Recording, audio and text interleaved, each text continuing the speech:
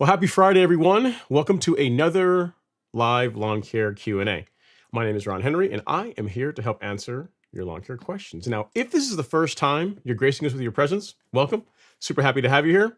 The way this works is really simple. On your screen, you will see a chat box, and in that chat box, you can enter your question, concern, comment of the day, and I work through them in the order that they come in. Now, sometimes I have the answer, sometimes I do not.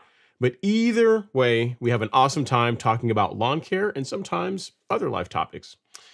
Hopefully everyone has had a safe and fun Thanksgiving. I mean, if you're in the United States anyway, hopefully you guys ate lots of food and got to catch up with friends and family, maybe watch some football and just enjoy this time of togetherness, right? That's really what the whole idea behind Thanksgiving is. So hopefully everyone was safe and just in general, just had a good time.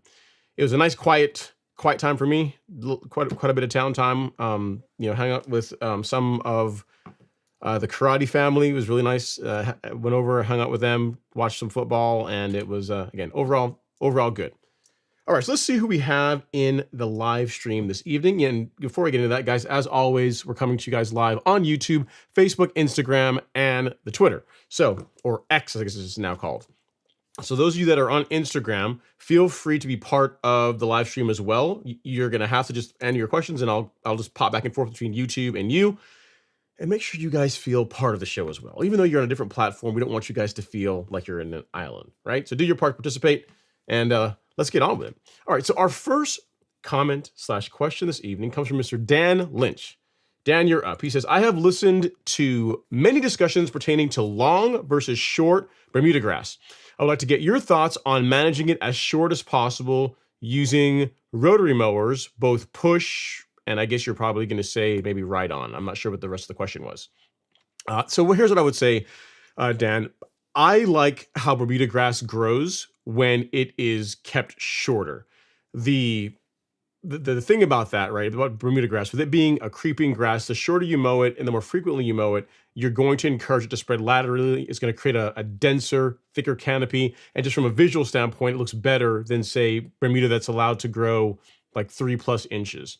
Now, as far as how short you can go with a rotary mower, it really depends on how level your lawn is. Most people have trouble getting beneath 1.5 inches. So if you can get your lawn to 1.5 inches without scalping with a rotary mower, you're doing pretty well. I mean, most folks can't get their lawn that low across the entire lawn.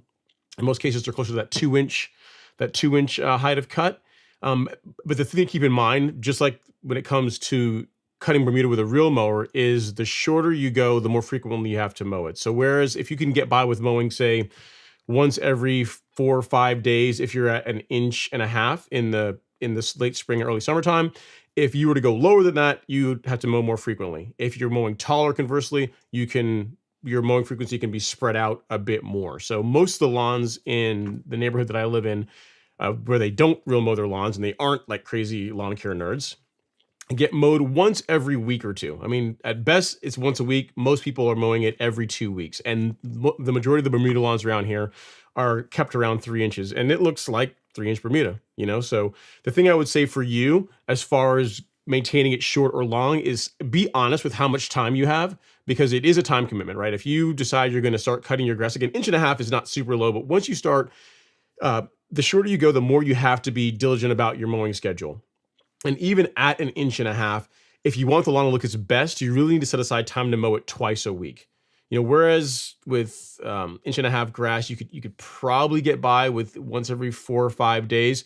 It's really going to stand out and really look its best if you're mowing it once in the weekend and then, say, once in the middle of the week, say Wednesday or Thursday.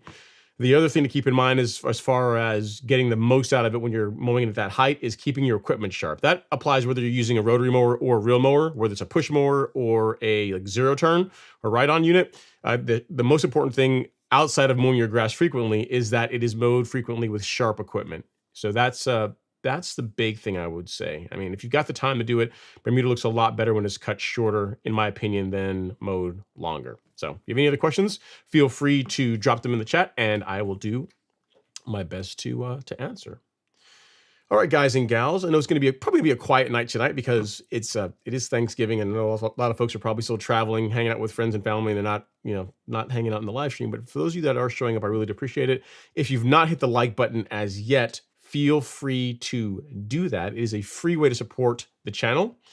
And it sends good vibes to YouTube, gets more folks to come out and hang out with us, and I really, really do appreciate it. Another thing, some of you guys that are watching the live stream, if you were here last week, you already know about the store-wide sale that we're running.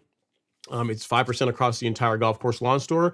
We don't do that very frequently, and we are not going to be doing one like next year during the growing season. So this is your one time if you want to stock up for 2024 at a discount, you can do so.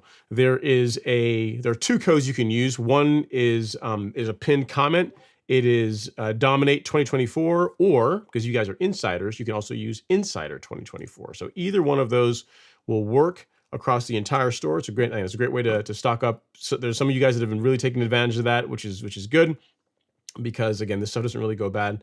As long as you keep it dry and your garage is kept in reasonable temperatures, you're going to be okay. So definitely take advantage of that.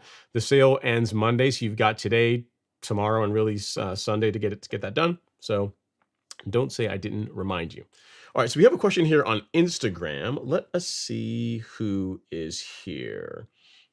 We have the Phantom 137. He's a question. He says, "Hey Ron, how low can I cut the grass during this time of year? I've been wanting to cut my green to hit some putts, but I don't want to kill my green. Any advice will help."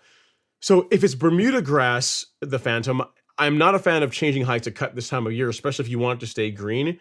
If you have another grass type, like you have a cool season grass type, you can make height of cut adjustments. That's still going to be okay, because the grass is still growing pretty aggressively. As long as you're not getting any hard freezes where you are, you can play with heights of cut. So it really depends on what type of grass you have.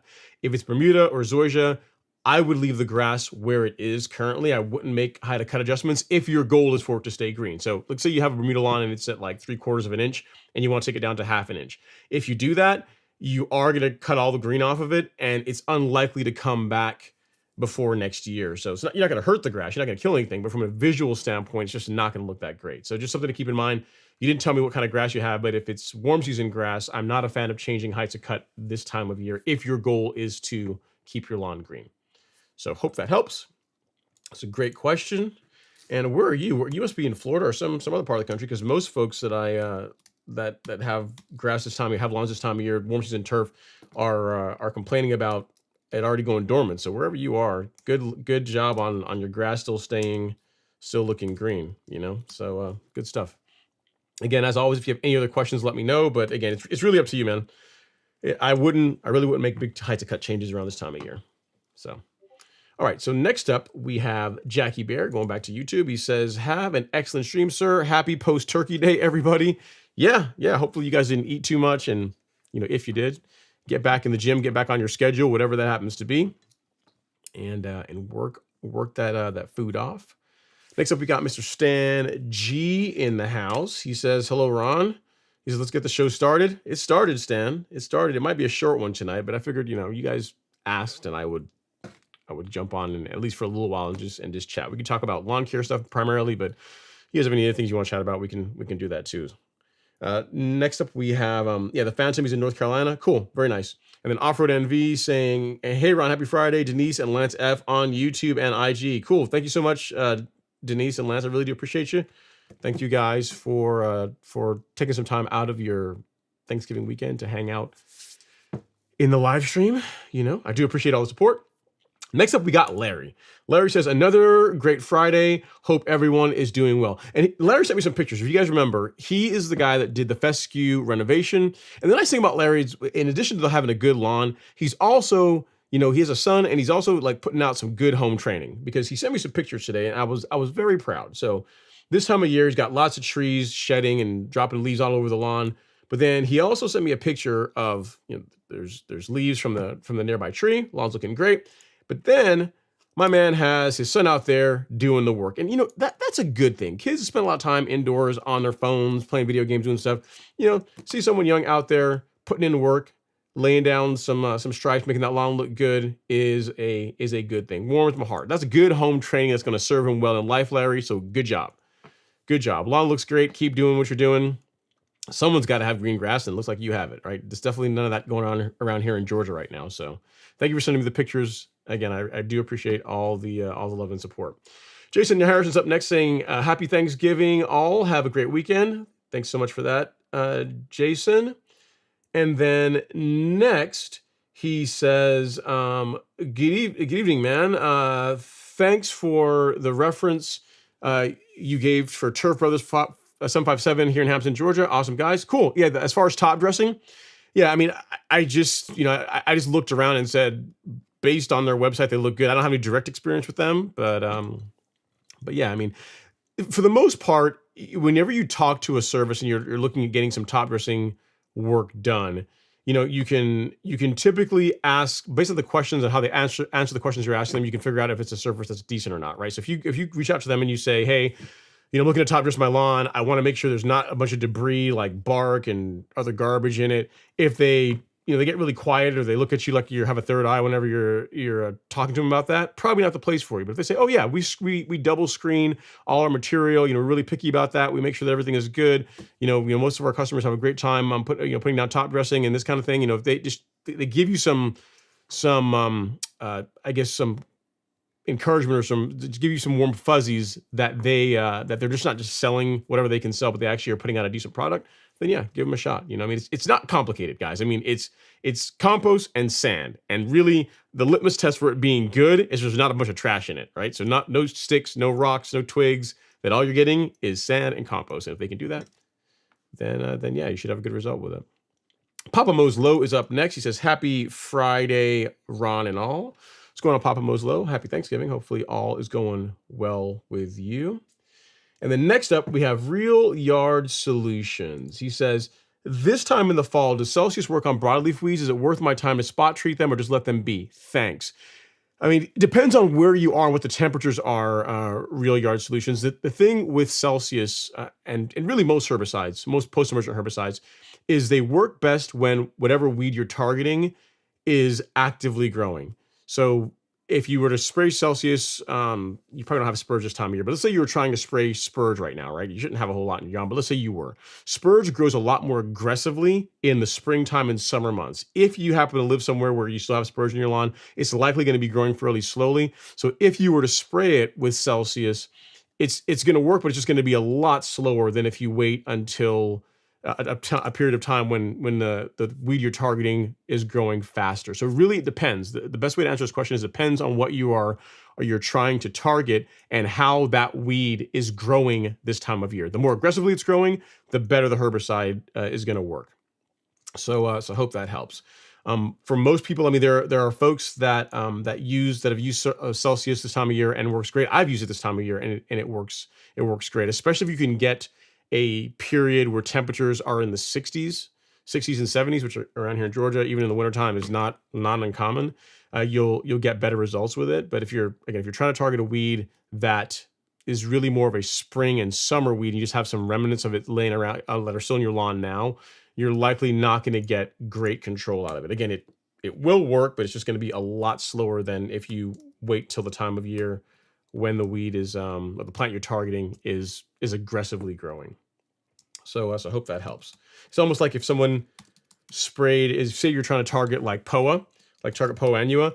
POA, a good example, right? Even though temperatures are cooler now, if you were to go after POA annua with, say, certainty, it works great this time of year. If you were to go after POA annua with certainty in like February timeframe, when it's beginning to warm up just a little bit, it also works great then too. So it's temperature, as a general rule, herbicides or post-emergent herbicides work less good or work slower as temperatures drop off. But really it's the plant that you're targeting, how the growth characteristics of whatever you're trying to control is really what's going to drive how well or how quickly whatever the herbicide you're using works. So again, hope that helps.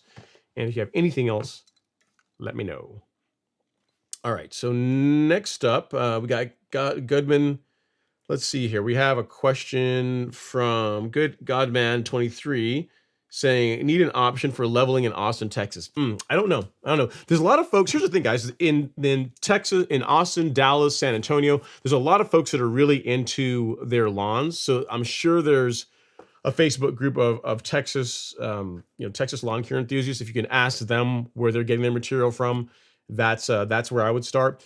Also, you could call a local golf course. Let's say there isn't one for Austin, which I kind of doubt, but let's say you call a local golf course and you can ask them, hey, I'm looking for top dressing material. Where do you guys source your sand or source your material? And that's another way of getting like a high quality top dressing mix. Now, here's the thing I gotta warn you. If you go to, well, this time of year, you're probably okay. But if you go to like a Texas lawn care, especially for warm season grass, lawn care group on Facebook, if it's in the summertime, you're going to have to weed through probably 70% of the comments being about like, God hates Texas, there's no rain and like everything's drying up and, we're being targeted and all this kind of stuff. And if you get to the fall, the first part of the fall, there's going to be some complaining. Early spring and fall is going to be some complaining about too much water. So just you have to make. I want to prepare you for that. You're going to be able to find what you need, but there's going to be some belly aching along the way. So hope that helps, Godman. Good luck on finding some top dressing mix. And if you find a place that's really good, let me know.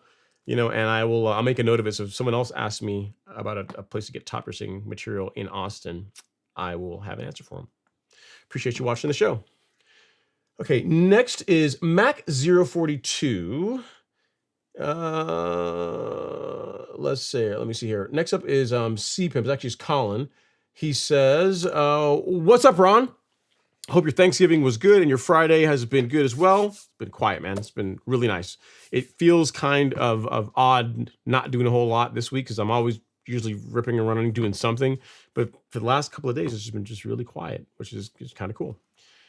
He says, let your backyard go for a week. And I let the backyard go for a week and mowed it on Wednesday. Got absolutely nothing off of it. Dormant time. Yeah, this time of year, not much is coming off, man. Really, I'm thinking this weekend of going out and turf raking just for the fun of it, to just reset the stripes and have something nice to look at. But the lawn is totally shut down. It's not growing at all this time of year. So if you're doing it, it's purely for style points, purely to get some exercise, not because the lawn needs it for sure.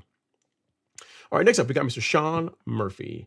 Sean's up. He says, happy Friday, Ron. Zoysia is slowly checking out in Tampa. I am definitely enjoying this slow time of year. Yeah, so if you are getting slow, if Zoysia's slowing down in Tampa, which is been below I-4, then then I mean, across gives you an idea. If grass beneath south of I-4 is starting to slow down like a lot, then that tells you, that kind of gives you an idea of how the rest of the country is doing. I got some viewers out in Arizona that tell me that their lawns are still looking pretty good. I'm not sure how that's happening. I haven't looked at the temperatures in Arizona, but I would think that, like, again, south of I-4 in Florida would be like, that would be the last stand as far as green warm season turf. All right, next up we have Tom Dinian. He says, Ron, please type your Instagram account name. Yeah, it's golf underscore course underscore lawn. So it is this golf underscore course underscore lawn. You know what? I will put it in. It's like this. It is like this. And you know what? I'll even do one better for you. I'll see if I can get on Instagram real quick. I'll get you the actual link, because folks are gonna be like, that's too much trouble. I gotta type it in and all this stuff. Why are you making me do all this extra work? So I will make that even easier for you, so I can get the fully qualified link. That should work, I think. Yes, it does. Cool. Yep, it does. Cool. So check this out, Tom. This is my Insta. So yeah, if you guys want to go over there and follow me, would appreciate it. You want to follow me on Insta and also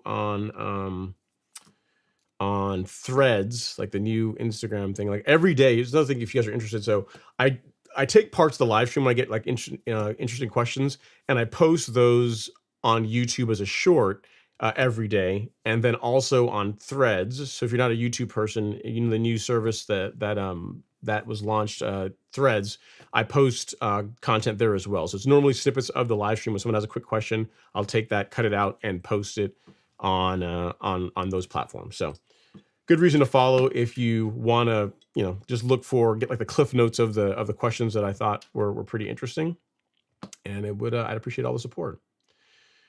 Okay, let's go back where we left off. And next we have JP Fransky. He says, happy Thanksgiving, Ron. How do you control St. Augustine grass creeping into a zoysia lawn? Great question, JP. So you can use a selective herbicide called quinclorac.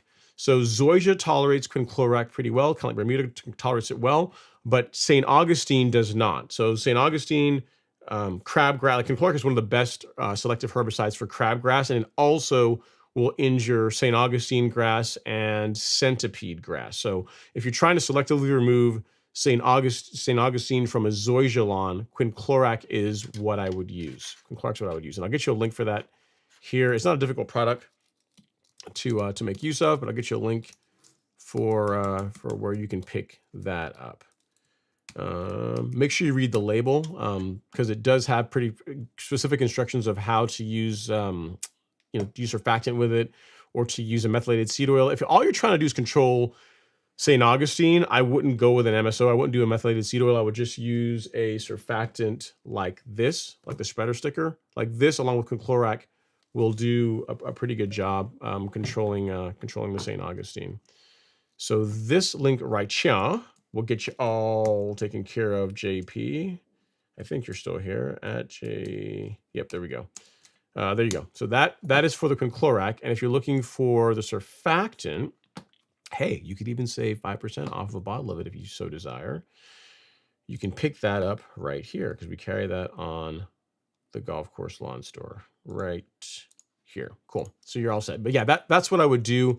The thing you have to keep in mind too, JP, is if you're looking to control the St. Augustine, I'm not sure where in the country you are, but even though St. Augustine isn't really considered a weed, in this case, in your lawn, it's like a weed, right? You want it gone. So it's going to, even if you use quinclorac against it, it's going to work better if you try to control it at a time of year when St. Augustine is growing more aggressively, which is typically not right now. You know, if you want to give it a go now, you can, but springtime is when I think you're going to get better results with it. So just something to keep in mind. It's not going to hurt anything to try now, but it'll work better in the springtime. All right. And then next up, Tom says, got it at Digital One. Yeah, at Digital One is my personal Instagram. I mean, if you guys want to see, I don't post that much stuff on there, but if you want to go see like, I don't know, like some photography stuff, I forget what other stuff I post on there. I don't do too much there, but at golf_lawn is where I normally am for lawn care related stuff. So just depends on what you are interested in, or you can follow me on both. That's also a thing too. You can do both if you want. All right, next up is Jacob Madrid. He says, happy Friday and Stripe Action Squad. I am starting to see some POA pop up in the backyard despite my pre-emergent app. Do tell. Is the Certainty Celsius combo undisputed as the best post-emergent treatment? So if all you're looking to control is Poanua and you have warm season grass, I'll say it again, and you have warm season grass, one more again, and you have warm season grass, then Certainty, along with Surfactant, will do a great job against POA.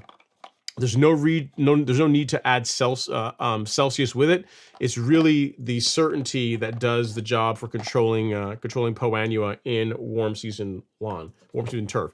For best results, you're going to want to combine Certainty with Surfactant for best results. And as far as the rate, you're going to want to go out at a rate of 1.25 ounces per acre all the way up to 2 ounces per acre. So what that equates to is one of the large scoops and then 1 or 2 small scoops. That's going to get you between 1.25 ounces per acre and 2 ounces per acre per 1,000 square feet. So again, 1 large scoop and 1 or 2 of the small scoops in a couple gallons of water sprayed over 1,000 square feet. That's going to give you good control against POA. Yeah, and as far as the undisputed champ, this is what I use to control Poanua in warm season turf. It's a great product.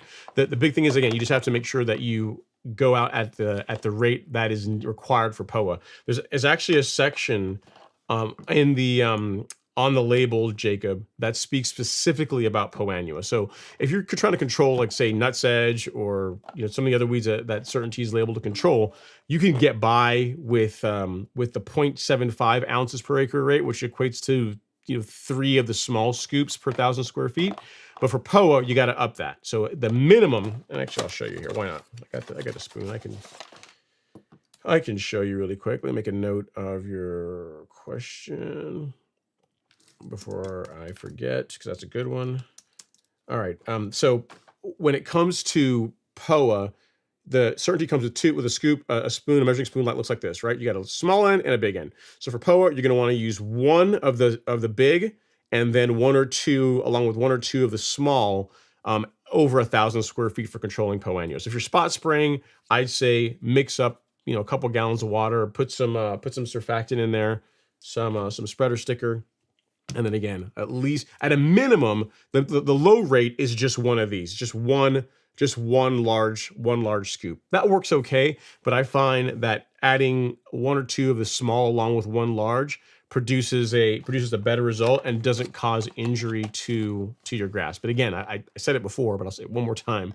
Certainty is only for warm season grass. So Bermuda, Zoysia, St. Augustine, Centipede, Bahia, pretty much any warm season grass, you're good, but you would not use this on rye, fescue, Kentucky bluegrass. You would not use this on those grass types because it will injure and or kill them depending on the rate that you spray it at. So for warm season grass, in my opinion, yes, Certainty is the best or an excellent post-emergent herbicide. The best way to prevent POA in the first place, since we're talking about the best combinations, is to use use a pre-emergent called Spectacle Flow. So Spectacle Flow, there's a couple ways to use this. You can either apply it at the higher rate once in the fall, say September-ish time frame. So the high rate for this is right around 0.2 ounces, 0.2 fluid ounces per 1,000 square feet. That is a great job providing control that will last really until the spring, till February, March timeframe, whenever you apply your spring pre-emergent.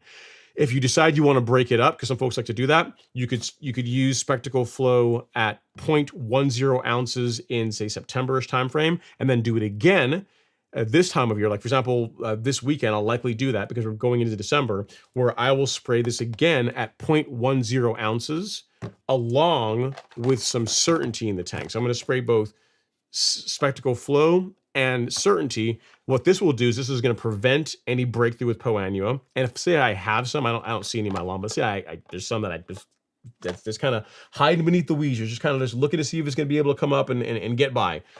Certainty will take care of that. So if you're taking the approach of doing split apps where you're doing one in September and then another one like December-ish time frame, I'm a fan of throwing a little bit of post-emergent herbicide in the tank along with Spectacle. And in my case, I'm going to be using Certainty. So as far as how to control POA, like that's how I would do it. For your post-emergent, Certainty. For your pre-emergent, Spectacle. The thing that is unique, common about both of these is that they are for warm season grass only for warm season turf. And if you want some info on Poa annua, just to talk more about it, like its growth cycle and why it's the bane of our existence and ways for controlling it, if you go to the Golf Course Lawn Store, go to blog, resources, then blog.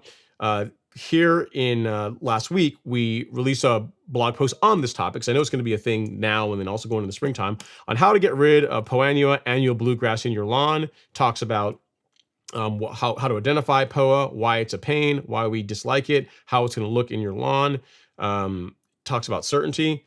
It also talks about Spectacle. And this is largely guidance for warm season grass folks, because for cool season lawn, for the most part, your best bet is just to make sure you apply prodiabine, like use pre-emergent. There's not really a lot of good post-emergent herbicides for Poa annua on cool season turf. There is one called Progress, EC Progress, but really it's, per the label, it's only supposed to be sprayed by professional applicators, and it's also quite expensive. It's like $600 for a bottle of this stuff, so it's like not cheap. Like Certainty's like $125 thereabouts, and again, Progress is north of $600, so very expensive. So for most people, there's not really a practical way of doing it.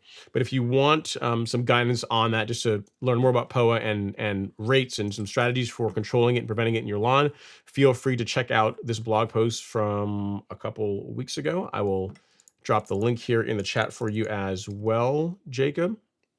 So you got your pre-emergent herbicide option, you got your post-emergent herbicide option, and you got reading material. So if you're someone that's like, you know what, in addition to how Ron explained it, I just feel like reading through some info, then you're also covered there as well. So hope that helps. Sorry you're dealing with it. POA absolutely stinks. And you did say, yeah, Bermuda grass, by the way. Yeah, in your case, you are good to go. Everything I just said, I didn't waste your time. Everything I said completely applies to you. And again, the big thing with Certainty is you have to apply it. You have to spray it at the higher rates, the higher end of the labeled rates, to get good control against POA. And make sure you use surfactant along with it. So this and Certainty is all you need for POA. But Celsius, I would not use that. I mean, Celsius is an expensive product, and it's not really very good against POA. So I would not use that. You're wasting it. I would not use Celsius against Poa annua. Next up, we have Larry. He says, Ron, did you get the email with my soil test results pre-fertilizing? If so, what's your take on it? I did not, Larry. I got your picture you sent me with your son mowing, but I didn't get any soil test results. I got your email. I was like saying, what soil test results are you talking about? If you can send it again, I'll take a look at it. But I thought we did that last week. Didn't we show that last week, Larry? I thought we did. I think I got your soil test results, and I think we showed that off last week. I'm pretty sure we did talk through that. If not, send it again, and I'll see if I can get it on the show. So good stuff. So yeah, Jacob, hope that helps around controlling POA. Again, it stings. The best way is just keep it out of your lawn in the first place, versus having to take care of it after the fact. Next up is Justin Judkins. He says, I know I'm late to the party, but I got my order in for the Revolution 26. Nice, Justin. Congrats. We'll clap it up for you. Give you some love on that. Congrats on the new mower. Oh, and we're going into December, so they should start delivering those, I think, early next year. I haven't spoken to Leah's yet to find out when they're going to start shipping, but I mean, the first part of 2024 is when they're supposed to start shipping out. So yeah, you probably know better than me, because I'm sure when you ordered it or you called them, they gave you an idea of when to expect it. But yeah, you'll like that more, man. it, especially at the price point, it checks a lot of boxes. Like it climbs, if you have a sloped lawn, it works. It climbs well, climbs hills well. It cuts very well. Yeah. I mean, it's a great, comes with a grooved roller, easy to backlap. I mean, there's just a lot of the aspects of real mowing that are a hassle. It takes care of. So like maintaining a sharp piece of equipment, it makes that easy, which is good. So yeah, hopefully you guys enjoy it. I mean, I got first dibs on it, and I like this. Hopefully you guys have the same impression of it when you finally get your units in hand. All right. Next up is Real Yard Solutions. He says, yeah, he's in Texas. Days are in the 60s, nights in the 40s. I typically just pull them, but I have a few more than usual in the backyard. Again, you can give it a shot if you want Real Yard. It's just, the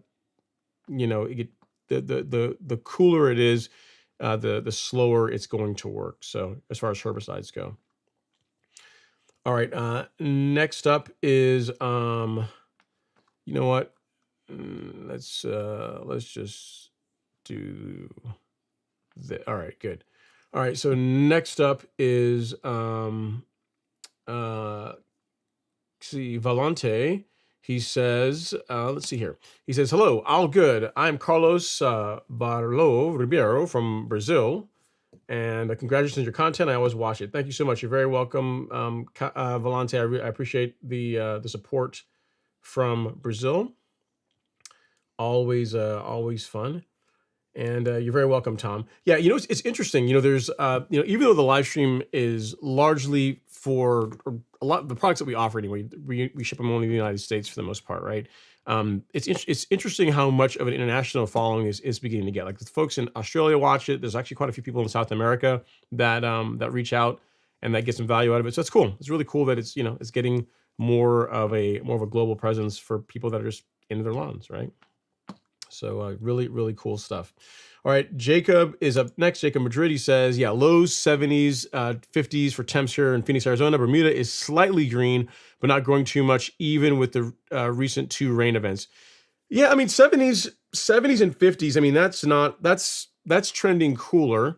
But it's you're right. If you make any how to cut changes, or if you scalp an area, it's going to take a lot longer for it to come back than when temps are in the 80s. Really, for me, I notice whenever the daytime temps get like into the 80s, mid 80s, low to mid 80s is when Bermuda really begins to take off, which in Northeast Georgia, that corresponds to like May timeframe. May. The way you'll know is whenever you start seeing seed heads, that's when Bermuda's really about to start growing really aggressively. So at least you guys still have some green grass here in Phoenix, right? So that's a good thing. All right, next up is Shelby Amos. He says, what's up, Ron? Dormancy has me finding other things around the house to improve. Good to get a break and focus on other areas of the house. Next season awaits, though. Domination is the goal. It's not that far off, guys. I mean, granted, it's far from a standpoint of having to be out there and mowing regularly, but pre-emergence only, a couple of months away, your spring pre-emergent, at least if you're around here, first week of February is when I like to get mine out. So that's, 2 months from now. So enjoy the downtime, enjoy the fact that, you don't have to get out in the lawn if you don't want to, and just enjoy it, man. Downtime is a good thing. Next up is Alex Zamora. He says, hey, Ron, this season I put a lot of ammonia sulfate down, but my sulfur is high. And now my sulfur is high, but my pH is still in the normal range. Is there any way I can correct that sulfur? If so, will it affect the pH? Yeah, so I would just, if your pH is in the normal range, Alex, I would, whatever amendments you're introducing into the soil to try and to lower it, I would just stop that. Here's the thing, there's not really an easy way to selectively remove like one nutrient over another, right? There's like, so whenever I get like questions from folks who say, hey, like my phosphorus in my lawn is really high and my soil is really high. How do I like lower the phosphorus levels? And I'm like, there's not really an easy way to do that. Like, I mean, bagging your clippings is a way to slowly take nutrients out of the soil, but it's not a way to do that. You can't selectively do it. Like you're going to be lowering your nitrogen, your macros, you're going to be lowering everything. So what I would say is instead of looking for ways to lower it, simply just do your best not to introduce more. That's the way I would go about that.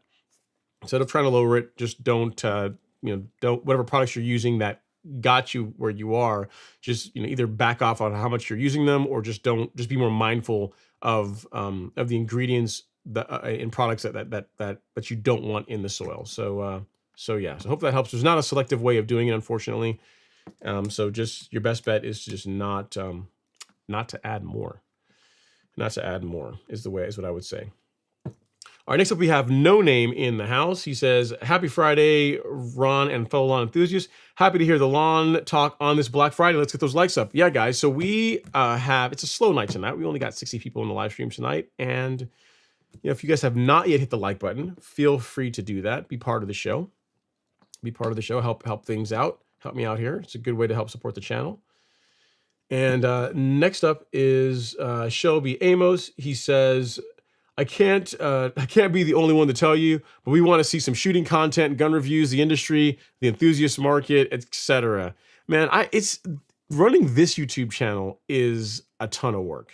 I can't imagine if I were to go out and I don't have time to start another channel. And actually, that's tomorrow we're going to be doing that. I'm going to be going out with some of my karate buddies, and we're going to go to the range. We'll take some toys out and go play. So. He got a sugar weasel, and he's got got a couple of cans. So I'm gonna take some of my toys out, and I'm also gonna take out the SP5, which is, if you guys are ever wondering what that is, like the bad guy gun in all the movies, like in Die Hard, like the real version of it is the MP5, but you can't really buy that unless you're got a whole lot of money to buy to have the stamp, and also to be able to own a full auto weapon. So the next best thing is like an SP5, which we will go out and play with tomorrow. So yeah, I'm actually gonna be doing some of that tomorrow, Shelby. I don't know that I'll film any of it, and if so, if I do, it'll be on like the other Instagram channel. It won't be on this one, because again, it's completely different content. And most of you guys probably don't care at all in the least about firearms. If you did, you might find it fun. So next up is Jacob. He says, awesome explanation, Ron. I appreciate your time. You are very, very welcome. You're very welcome. And then next up is Josue Araya. It's going to be a short night tonight, guys. Not that many of you guys in here, not a ton of questions. I'll be able to knock off early. He says, hey, Ron, just got my Yard Mastery backpack sprayer, which is my first backpack sprayer, ready for the next season. Happy Thanksgiving. Congrats on that, dude. Good choice. It's a great sprayer. I really like mine. I like between, if I were saying, if you're in the market for a sprayer and you can afford to spend a bit more, there's really only two that should be for your consideration. There's the Yard Mastery sprayer, and there is the Flow Zone, the Cyclone, whatever the current, the Typhoon, not the Cyclone, the Typhoon, whatever the current version of it is. I think they're up to like version 3 right now. I like the Yard Mastery because the last time I reviewed, the last one that I looked at as far as the Typhoon, which mine is the Typhoon 2. The Typhoon 2 is the price for the units were comparable. But as far as the spray, the number of tips that the sprayer included, like the Yard Mastery comes with all the tips that you need to be able to spray pre-emergent and foliar products. And it comes with the adapter. I don't know if Flowzone if they're including that now. If not, they should. Because it's like it's an important part of being able to really get the most out of the sprayer. But either one of them are great. The Yard Mastery sprayer is a great one. I've got a review, if you've not seen it, Josue, on both of them. I do like both of them. I still own both of them. But if you're going to buy one right now, I would say I like the Yard Mastery more than the other options, because again, it's like you buy it and then you're done. All you have to do is charge it up and have fun with it. I mean, mine's been going strong, and it gets quite a bit of use between my lawn and the other lawns that I help take care of. They, it hasn't missed a beat. So good call. I think you're going to enjoy it. All right, next up is Mr. Oliver Rittam. He says, happy Friday, Ron. Took advantage of the golf course lawn store sale and got the Miramichi Pest Control. Also ordered the Petra Tools Fogger. Should I apply this season or all year long for full effectiveness? Yeah, so first of all, congrats. I mean, it's a great product. What he's talking about, guys, I can actually show you. What Oliver's referring to is this product from Miramichi Green. If you're looking for like a non-toxic pest control that controls a bunch of different insects. There's no temperature restrictions. Smells good. The insects can't develop a resistance to it. Controls all of these and more. It's a great option. If you want to learn more about it, in the product description, there is a video here where I talk about why it's great and why, as far as if you're looking for a non-toxic, unfortunately, they can't really call it organic, but it's as close to organic as you can get. But the reason why they can't call it organic is there's some soaps in it, which are not organic. But as far as like a non-toxic way of controlling pests in your lawn, it's really tough to beat the Miramichi pest control option. As far as your question is, do you need to apply it all season long? I would apply it whenever the insects you're trying to control are around. So, chinch bugs, if you're trying to control those, you can use it what they found they're testing.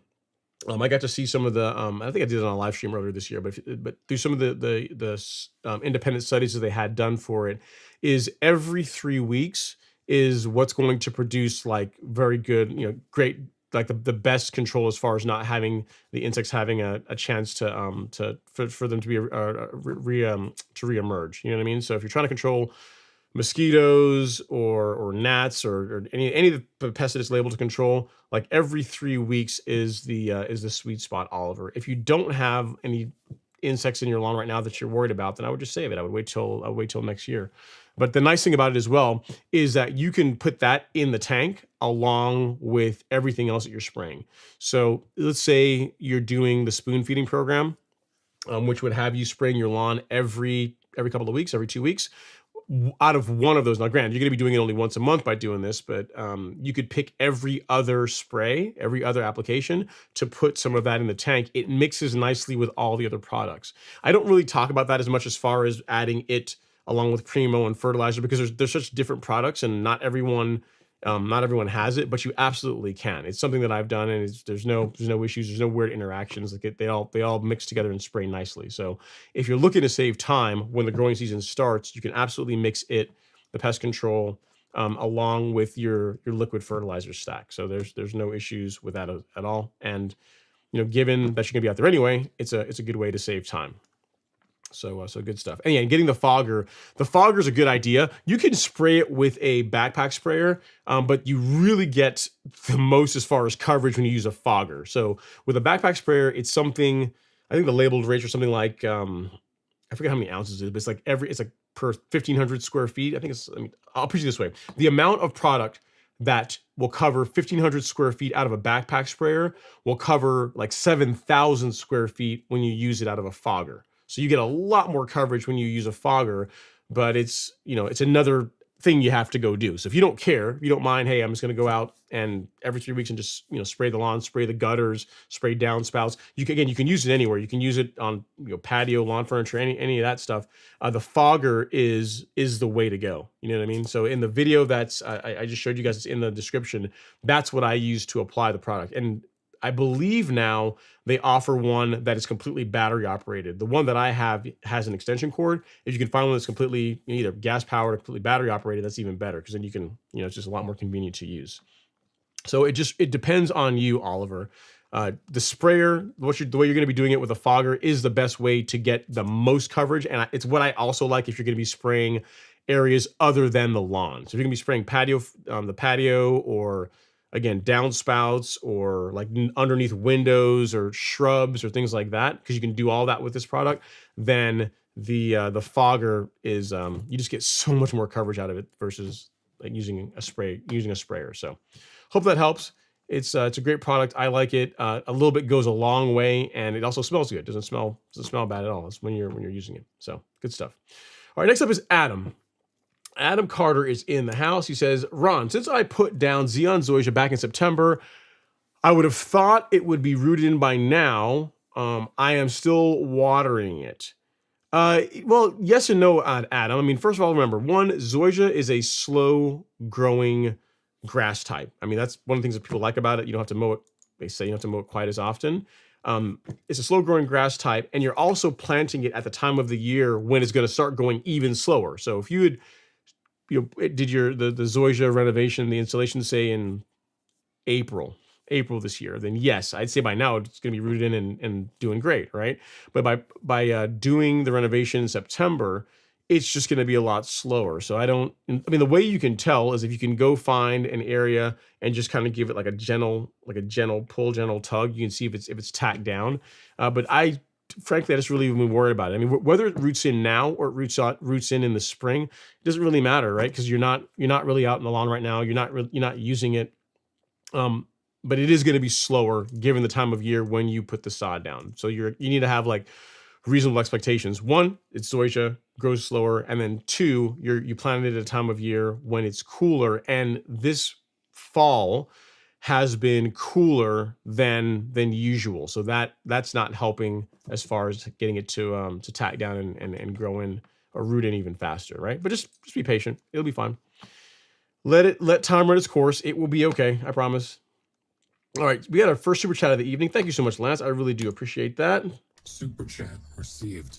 He says, your name in lights, whatever that means to you, LOL. What makes a fast fertilizer over a slow release fertilizer spray? When is the best time for me to apply the different types? Okay, so for the type of, the way that a fertilizer becomes slow release is the type of nitrogen they use. They'll use like coatings on it to help slow down how quickly the fertilizer will release. And for example, if you look at like, I'll show you here. It's easier to first explain. It's easier to show. Let me give you an example of, say, like Humic Max, which I think has the most amount of fast release in it. So if you look at the way you can tell, Lance, if you look at the label, any of the nitrogens that have an asterisk next to them, those are the slow release components, right? Those are the slower release nitrogens. So I can never say this word. Ammoniacal nitrogen is going to release faster. Urea, like you hear about people saying, hey, I'm trying to push quick growth, so like I'm just going to use straight urea. So that is also a fast release nitrogen. So ammoniacal nitrogen is faster release. Straight urea is a faster release. And then you have two other nitrogens that are in this product that are slower.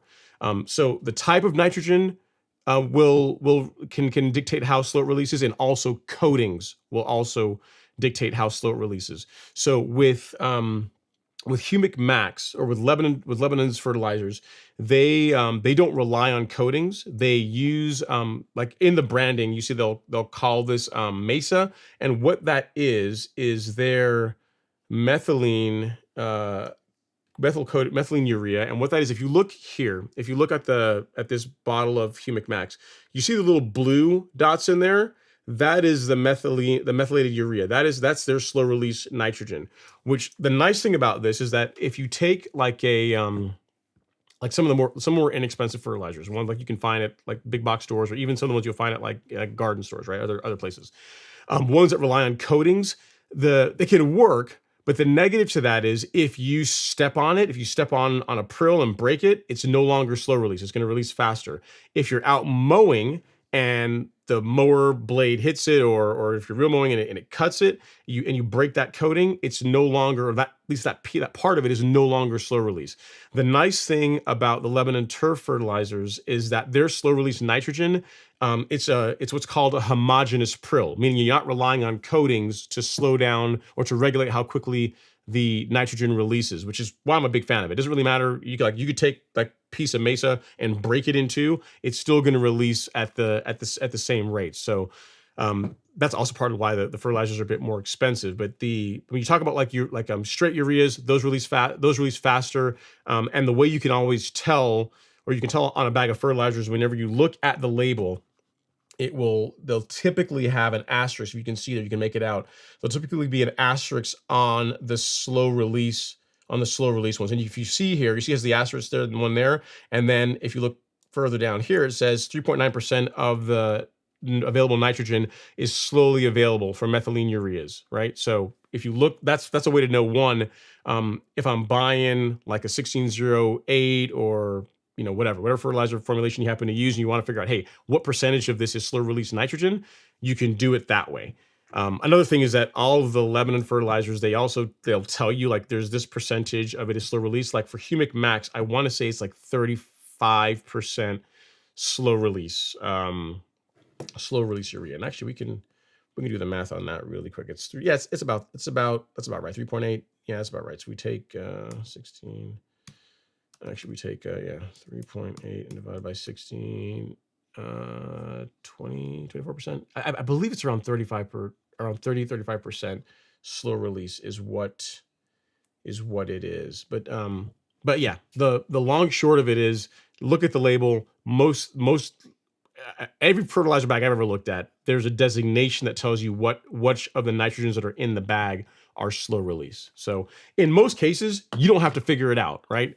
The blends that manufacturers put together will give you the best benefits of a color response. So if you apply Humic Max within 5 to 7 days, you're going to see a color response on the lawn, and then the slow release is going to give you the extended feeding. You know what I mean? So like that's the benefit of using a fertilizer that's got a combination of both. You don't really have to figure that out. And all of the ones that we carry, Humic Max, the 12-0-24, and the Complete, all of them are blends of fast and slow release fertilizer. I want to say that the Stress 12-0-24 has the highest percentage of slow release nitrogen compared to the other two, which kind of makes sense because you think about it, you're using it as the lawn is going.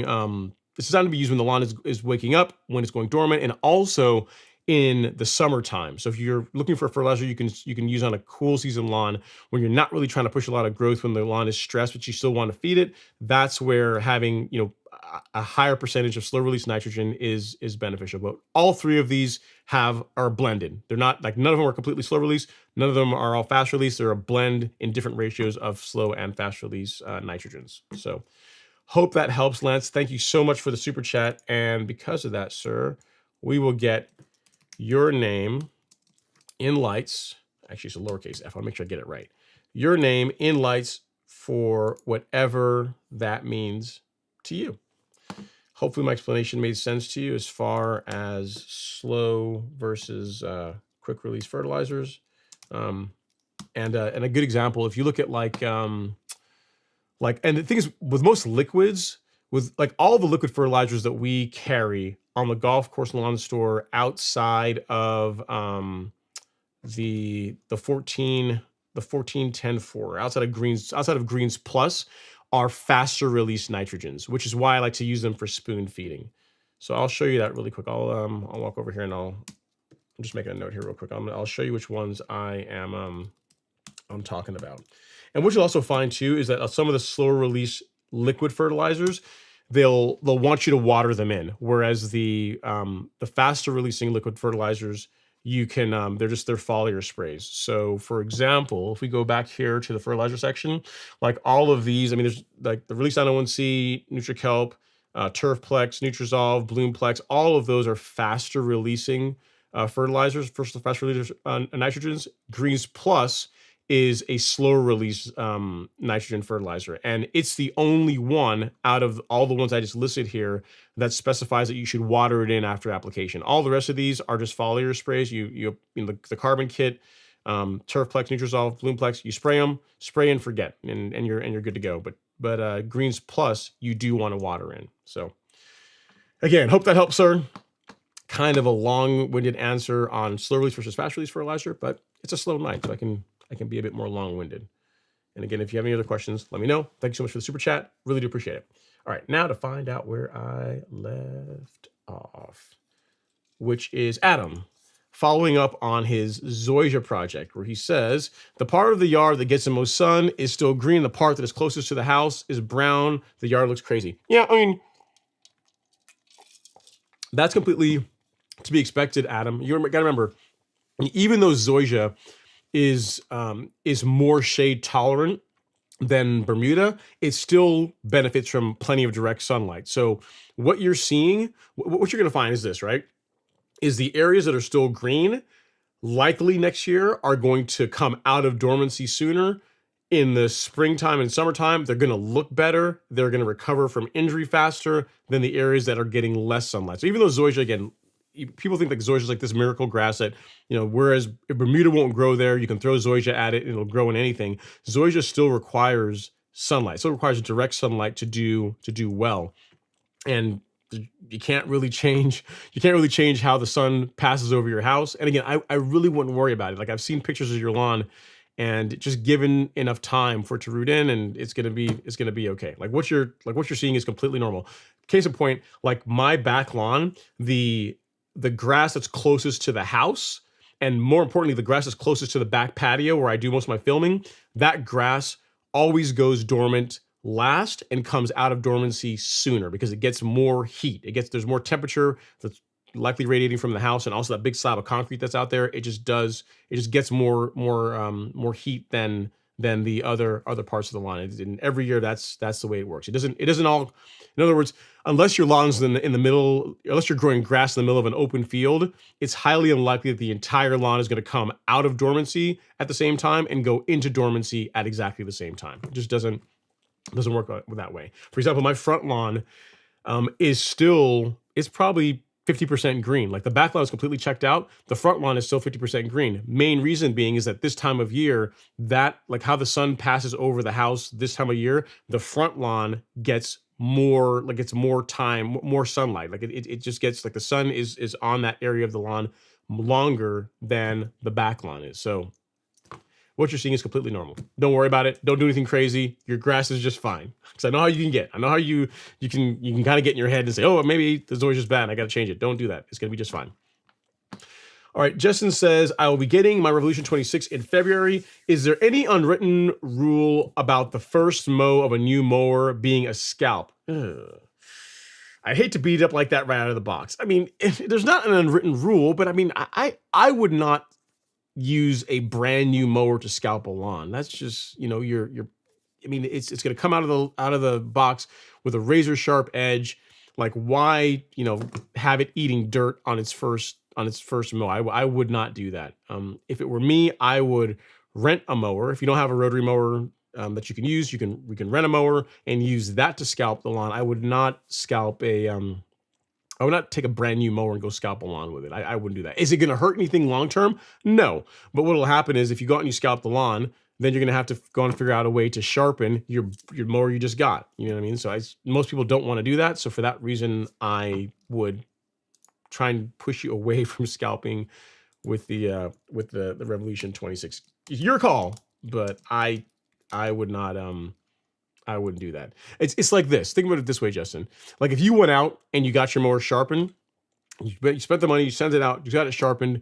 Would the first thing you do with a brand new sharp mower be to go out and scalp along with it and potentially get down in the dirt and ruin that edge? Probably not likely, right? And that's essentially what you'd be doing with the Revolution 26 if you decided to go that route. So not an unwritten rule.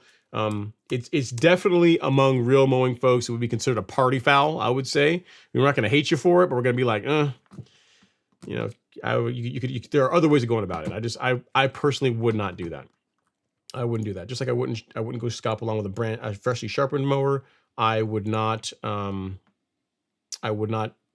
scalp along with a brand new mower. I wouldn't do that. Would pain my heart. All right. So Larry sent some soil test results. Let me see if I can figure out a way to get this up on the live stream. What are you working with here, Larry? Yeah, I think I saw these. Maybe not. Maybe I'm thinking about someone else. I do get a lot of soil test results, so maybe I'm mistaken. All right, so this is his main lawn, his soil test results, and it looks pretty good to me. You're in pretty good shape, sir. Looking pretty solid. All right, so his nitrogen's a bit low. I mean, on the lower end of the, you could use a little nitrogen kick, but everything else looks pretty good. Looks pretty good. All your micros look good. Like your secondary nutrients look pretty good. Your phosphorus being high. So in your case, Larry, given that your phos is high, I wouldn't use a fertilizer that contains phosphorus. So like Humic Max, the 1608 or the 12024, I'll show you real quick, either one of these this guy, Humic Max, or the Stress 024, either one of these will be your jam, right? These will work great. I would avoid the complete 14714 because based on your soil test results, your lawn doesn't need phosphorus. And phosphorus is one of those nutrients that's it's less mobile. Like once it's in the soil, it for the most part it sticks around. You know what I mean? It takes a long time for phosphorus in other words, you don't have to replenish it like you do potassium and nitrogen. Whereas you can regularly add nitrogen and potassium to a lawn throughout the growing season. If a lawn has enough phosphorus in it, I wouldn't regularly do that. So no. So yeah, in your case, Humic Max or the 12024 is what I would be using. So that covers your main lawn. And again, overall looks great. Your pH looks really good, 6.29, right on the money. Not a whole lot I would do there. And if we look at your other one, the two small lawns, let's take a look. All right, so for this guy, first thing I was looking at is pH, and it looks good. I mean, you're on the higher end, but still okay. And your N is low and your potassium is low. So yeah, so in your case, Larry, you could use, how low is your, yeah. So in your case, you could use the same fertilizer on the front and back lawn. You're gonna want a nitrogen and potassium fertilizer, and you're just gonna wanna avoid phosphorus because in both cases, both the front or the main lawn as you're calling it, and the other smaller areas, you have adequate amounts of phosphorus. So whatever you were using before to fertilize it, because you can look at the phosphorus levels, yeah, 17.5 parts per million, and then 17. Yeah, so you're good on phosphorus. I wouldn't use a fertilizer with phos in it. So again, Humic Max or the 12024 would be good. And let me look at your micros. Yeah, and your micros also look good as well too. So yep, easy, man, easy, nice soil test results. I mean, I'd say ones where you don't have to do a whole lot of work. The thing that I pay the most attention to whenever I look at soil tests, the very first thing my eye always goes to is where your soil pH is. And in your case, you're in great shape in both of them. So any adjustments that you make, it's not going to take long for the lawn to respond to them. So good stuff. Lawn looks good, man. Good work. As reflected by how it looks, and also whatever you've been doing for your nutrient program has been working pretty well has been working pretty well too. Just avoid phosphorus, going forward for the time being. All right, next up is Colin C. Pims. He says, "Hey Ron, is there anything specific application-wise you would want to apply before throwing down new sod? I'm thinking ahead of time when I plan to put paspalum in the front yard too." Yes. So it depends on which you prefer, Colin. You could either do carbonized PN, which is like a soil type top dressing material, or you could use Essential G. Either one of those are going to work well for as far as helping your new sod to root in well. So I'll show you both of them. If you go to the Golf Course Lawn Store and you go to shop and then you go to Miramichi Green Biostimulants, the thing about Essential G that's nice is that it's a prill, so it's very easy to spread, right? All you need is a broadcast spreader, easy to apply. You set the spreader, you go and make a nice heavy application over the lawn, and then put your sod over the raw dirt, and then you put your sod down on top of it, and you're good to go. If you go with carbonized PN, what you're gonna be dealing with is a product that is more like soil. So if you see there, it's like a topsoil type product, and you're gonna have to use a leveling rake or some kind of a rake to spread it over the lawn. So it is more work to use carbonized PN. Both of them will produce a great result, and the way that I would use them is it would be bare dirt, carbonized PN or Essential G, heavy application. You can go well above the bag rate. There's not gonna be a problem, and then your sod on top of that. And that's gonna produce a good result. That is what I would do. Talking to the folks at Miramichi Green, when like carbonized PN, like one of the use cases when they were developing it or developing the product was for exactly what you're doing for new sod installations, and also for when they're installing high value ornamentals. So say someone spending a lot of money, they go out and buy, say, like a Japanese maple or some expensive tree, expensive ornamental, and you want to ensure that it roots in. Carbonized PN is designed to help improve that process, help improve it rooting in. it's not, you can't burn the lawn with it. So if you went, like the rates that are on the label are really for like a light top dressing. But if you want to go heavy, it's not going to hurt anything, because with carbonized PN, you're talking about, it's biochar and compost. And again, it's an excellent product for exactly what you're trying to do. If you want to go easy mode, if you don't want to have to get out there and slave away raking it in, go with Essential G. Also a great product. It's got the same ingredients as carbonized PN, as compost, biochar. Also includes reclaimed coffee grounds, some humate, some silica. So they're both excellent. You can't really go wrong with either one of them. The decision really boils down to how much work do you want to do. If you want the easier route, go with Essential G. If you don't mind doing a bit more work and you want to, especially if you want to put it down a little bit heavier, then go with carbonized PN. So that is what I would do. I would do your preparation work, get the area that you're going to be putting the new sod as smooth and as flat as possible, and then apply your choice, whether it's carbonized PN or Essential G. If you want to also put out a fertilizer as well, like a starter fertilizer, that wouldn't be bad. A good choice for that would be like the Complete 14-7-14. So you would use something like this. This is a great starter fertilizer. And then lay your sod and then water it and wait. That is exactly what I would do. That's gonna set you up for success. It's gonna produce a really good result. And from what I understand, like your lawn is not like a super huge area. So all the more reason to do this. Like if you told me you had 10, 20,000 square feet, it's more expensive, right? I mean, I can show you here. We do have the super sacks, which are, let me show you.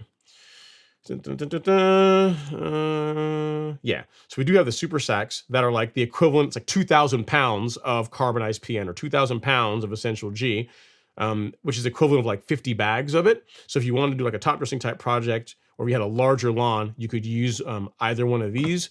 But if in your case, where I think your lawn is smaller, you get by with just a few bags, and you'll be good to go. So I'm gonna get you the link here to where you can find those on the store. The nice thing is, if you want to save some money between now and Monday, if you order it, you can save 5%, right? Which is kind of cool. The only thing better than getting awesome lawn care products is getting awesome lawn care products at a slightly lower price, right? Which you'll be able to do between now and Monday. So yeah, I hope that helps. I'm trying to think if there's anything else that I would do. No, I think that's it. I mean, yeah, definitely Essential G, definitely Essential G or carbonized PN and a starter fertilizer. Then apply your sod, water it, and wait. That is how I would go about it, sir. So good. Hope that helps. You already know what you're doing. I mean, the back lawn looks pretty awesome. So I have no doubt that you're going to be able to make the new area in the front look just as good as well. Okay, next up is David Rampone.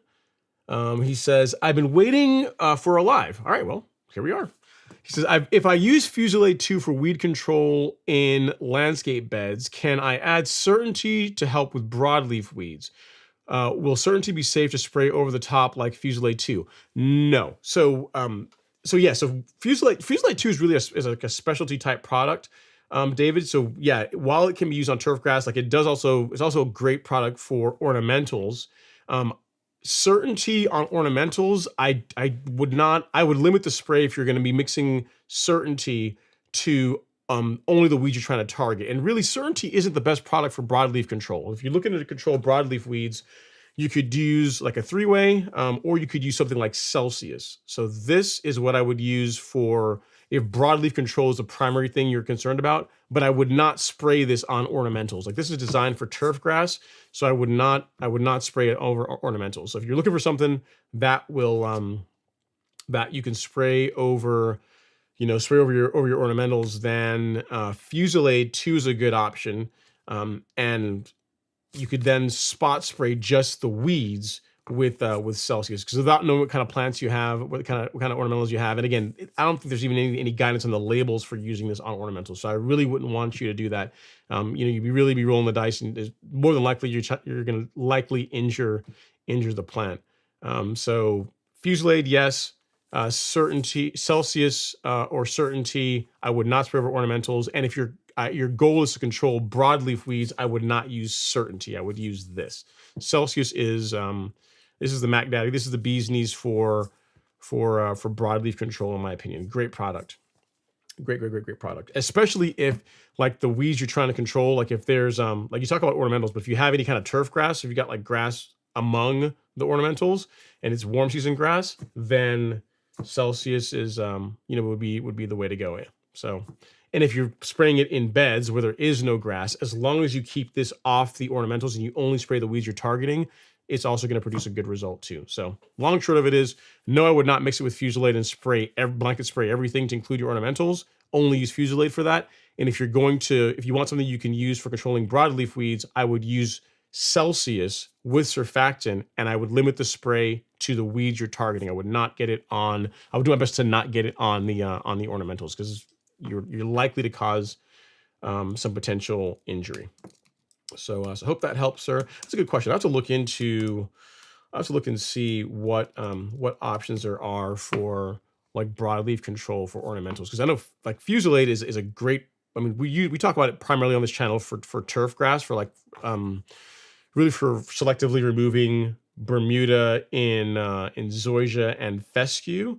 But if you look at the label, like the section on the label talking about ornamentals is much larger than the section talking about turf grass. So that's really like the Fuselade's its specialty is more for ornamental, for weed control and ornamental plants. So yeah. So I hope that helps, sir.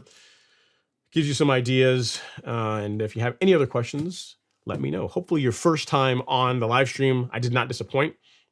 Maybe saved you from making a mistake that was going to cause a problem for yourself. But yeah, Fusilade good, Celsius on ornamentals I would not. So hope that helps. All right, Seba Brown is up next. He says, "What can I do now to a Bermuda lawn that's subpar to prepare it for the spring?" There's not a ton as far as soil inputs that I would do now, outside of maybe a pH adjustment. So the best thing you can do right now, Seba, if you want to know to plan for next year, is to do a soil test. So this is something that you could do now that's going to give you the answer to the question of what nutrient deficiencies are in your soil, if any, where your soil pH is, and let's say, for example, you do a soil test and your soil is more acidic, meaning the pH is like beneath 6, right? In that case, you could do a lime application now, and that's going to give you several months for that lime to react with the soil and bring your pH levels up, which is going to help your fertilizer work better whenever you start fertilizing the lawn next year. So soil test is absolutely the thing that I would be doing this time of year for a lawn you're getting ready, just taking over, and you're going to start renovating and get it looking its best. But to answer your question as far as what you should be applying outside of some kind of an adjustment to pH, it's impossible to tell you without soil test data. So you can get that. I'll show you where you can find one. If you go to the Golf Course Lawn Store and then go to Shop and go to Soil Test Kits and pH Adjustments, the one that I would get if it's your first time getting a soil test kit is get this one. Get the starter pack, because this includes one of these guys. It includes a soil test kit, but it also includes this highly over-engineered stainless steel core removal tool. So it makes it really easy for you to collect samples of your of soil to send out. And the thing is, you only have to buy this version of it one time. And then after that, you could simply buy, why did I do that? After that, you could simply buy just the individual kits, right?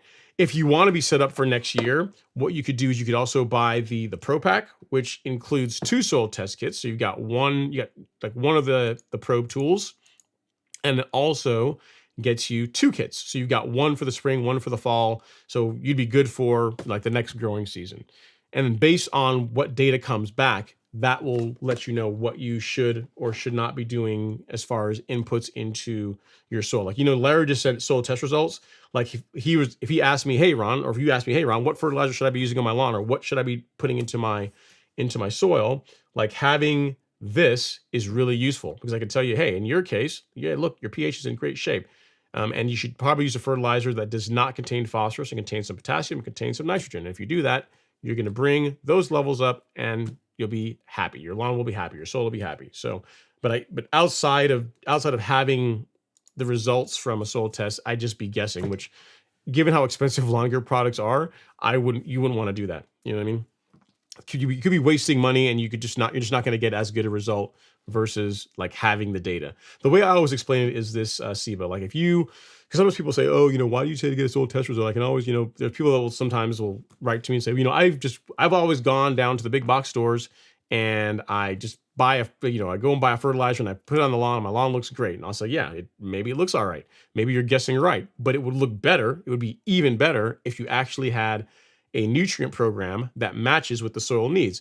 It'd be along the lines of if you went to the doctor's office, right? Say you had something going on, right? Right now, you said you got a brand new lawn, and by your own words, it's a subpar lawn, right? Subpar. Bermuda's not looking its best.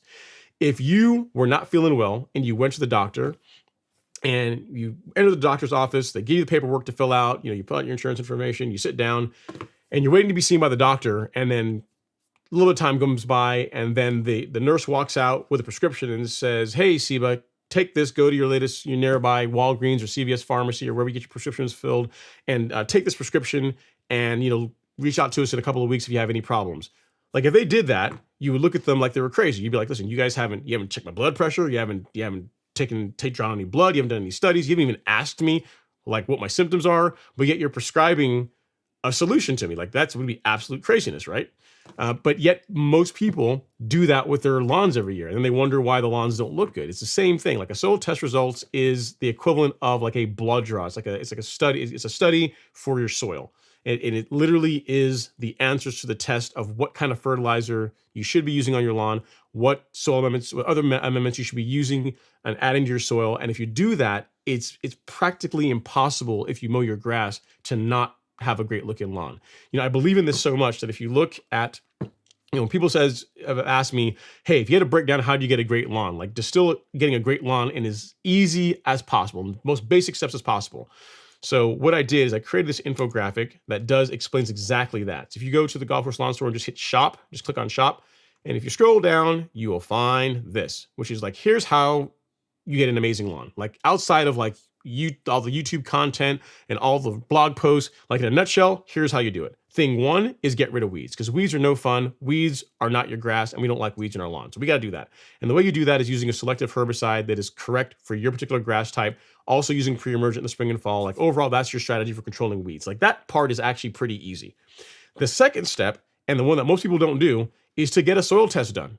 Even if you only do it one time, just one time, it's going to allow you to accurately do step 3, which is which fertilizer should I be using on my lawn, right? So you get rid of the weeds, you get a soil test, you do a soil test based on the data that comes back. You go over here to the lawn fertilizer section, and you're able to say, hey, based on the soil test results, if we look at like Larry's soil test results, like say, his nitrogen is low and his potassium is low. That means whenever I go over here, I got to buy a fertilizer that contains nitrogen and contains potassium, but contains no phosphorus. So this guy would be no. This would be a no-go.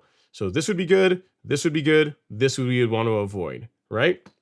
This we'd want to avoid. So it's just, so going back to, where were we? Going back to our, to our infographic. So you'd be able to choose the correct fertilizer, apply that at the right rates. And for all the fertilizers that we carry on the store, we tell you what rates to use, what spreader settings. So make it as easy as possible. And then SIBA comes the hard part, comes the thing that really is going to set you apart from everybody else. Because everything we've done up to this point, right? Steps 1, 2, and 3, for the most part, are going to get you a weed-free lawn and are going to get grass that is living its best life. It's going to be looking pretty good. But the thing that gives that lawn that manicured look to where your neighbors start asking you if your grass is fake or what kind of grass do you have installed, even though your grass is the exact same kind of grass that they have, is mowing, right?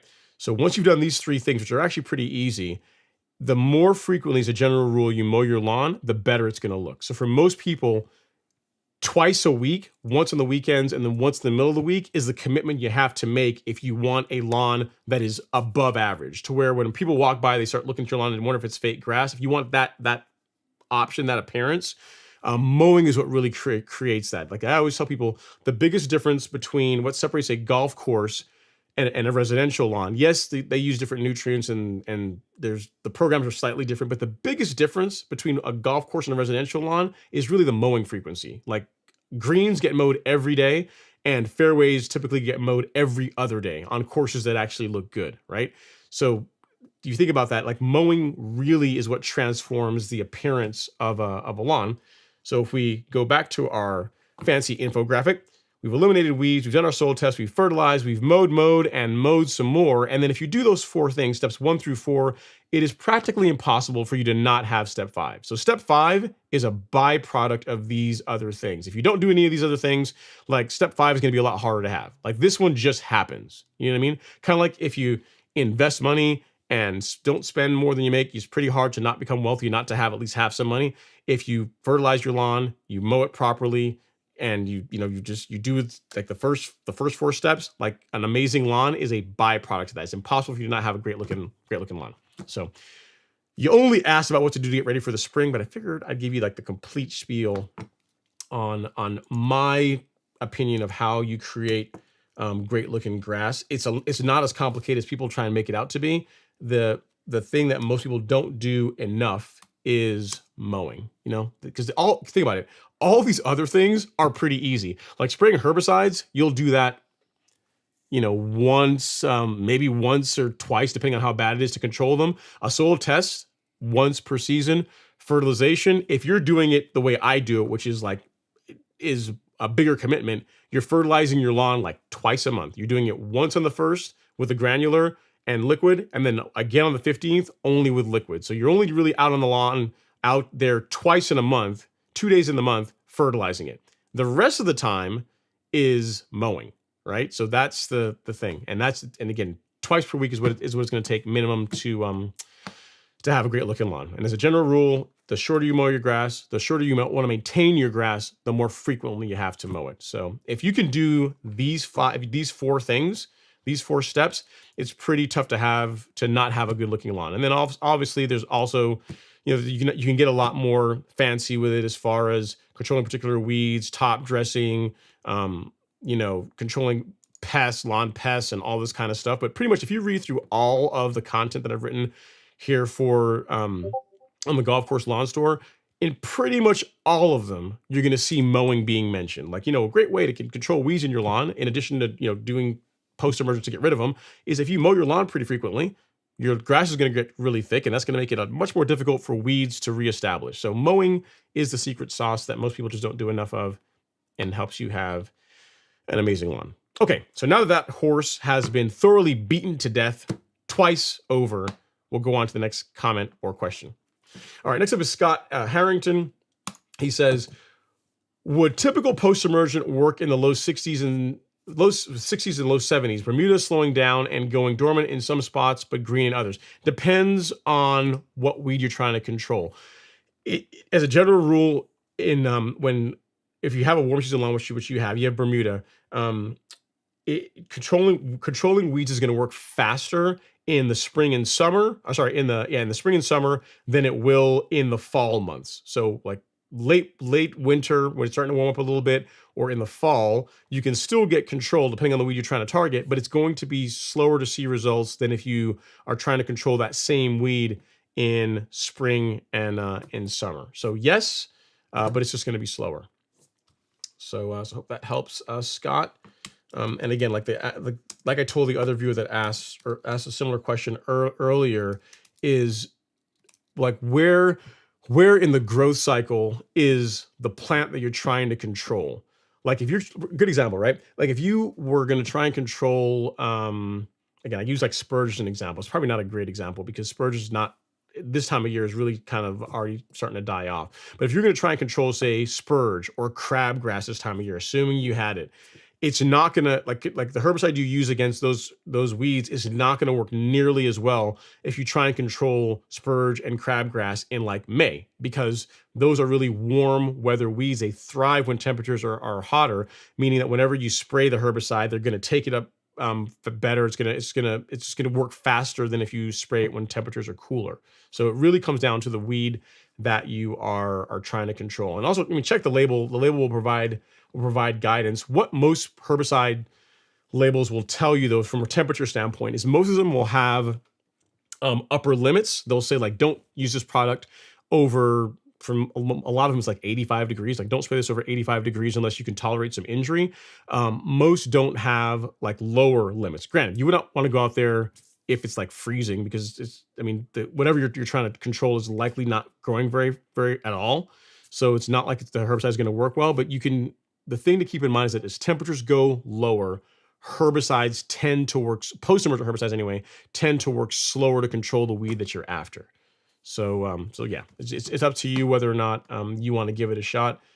I've sprayed Celsius and Certainty this time of year, and I've gotten good results with it.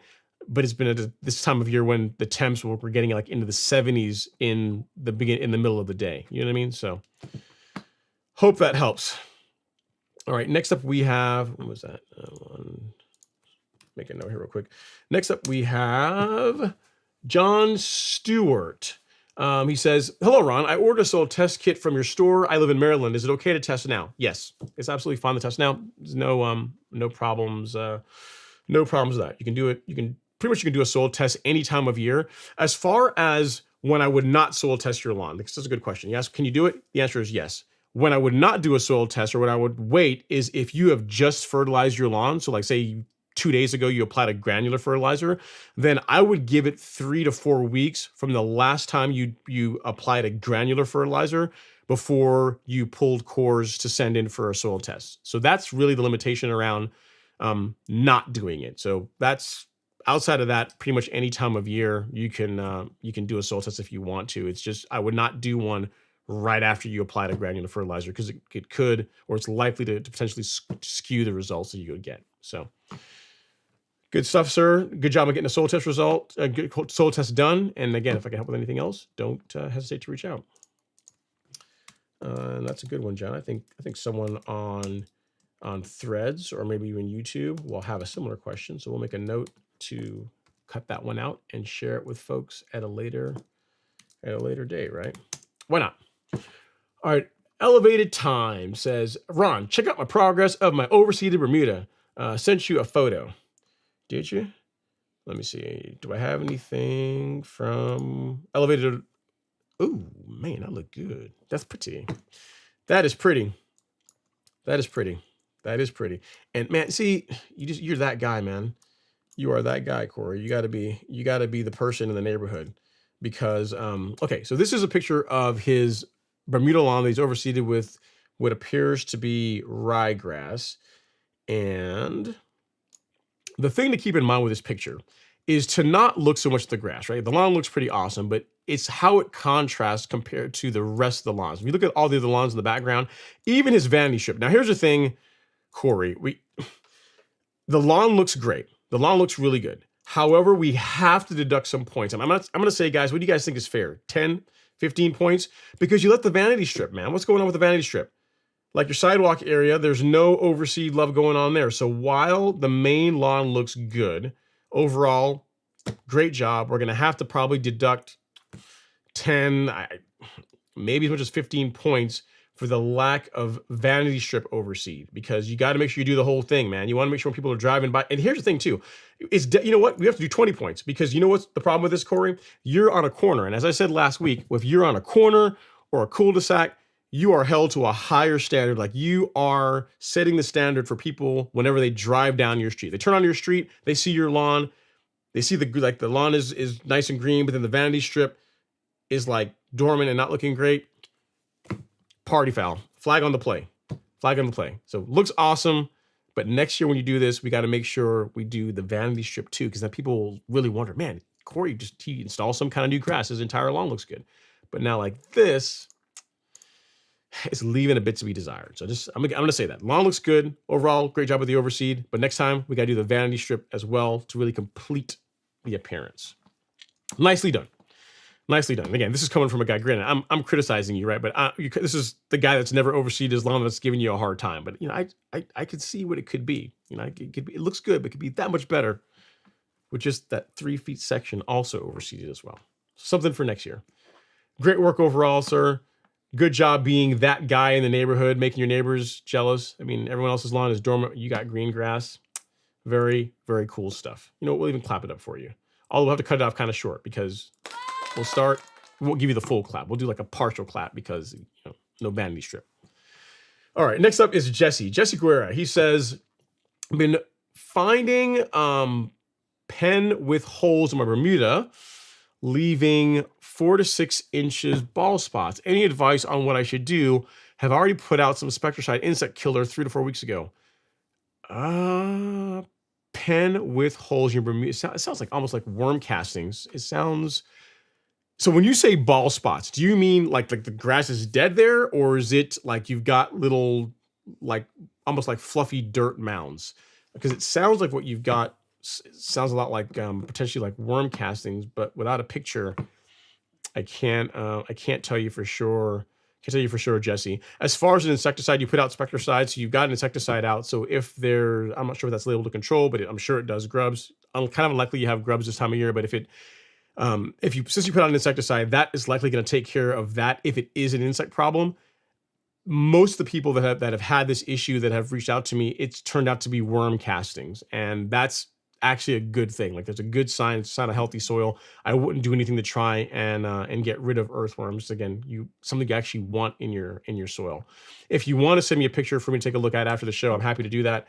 My email address is ron@golfcourselawn.com. Send me a picture of it, and I'll do my best to help you out. But just without seeing it, it sounds possibly like worm castings to me, which, again, nothing to worry about. Nothing to worry about.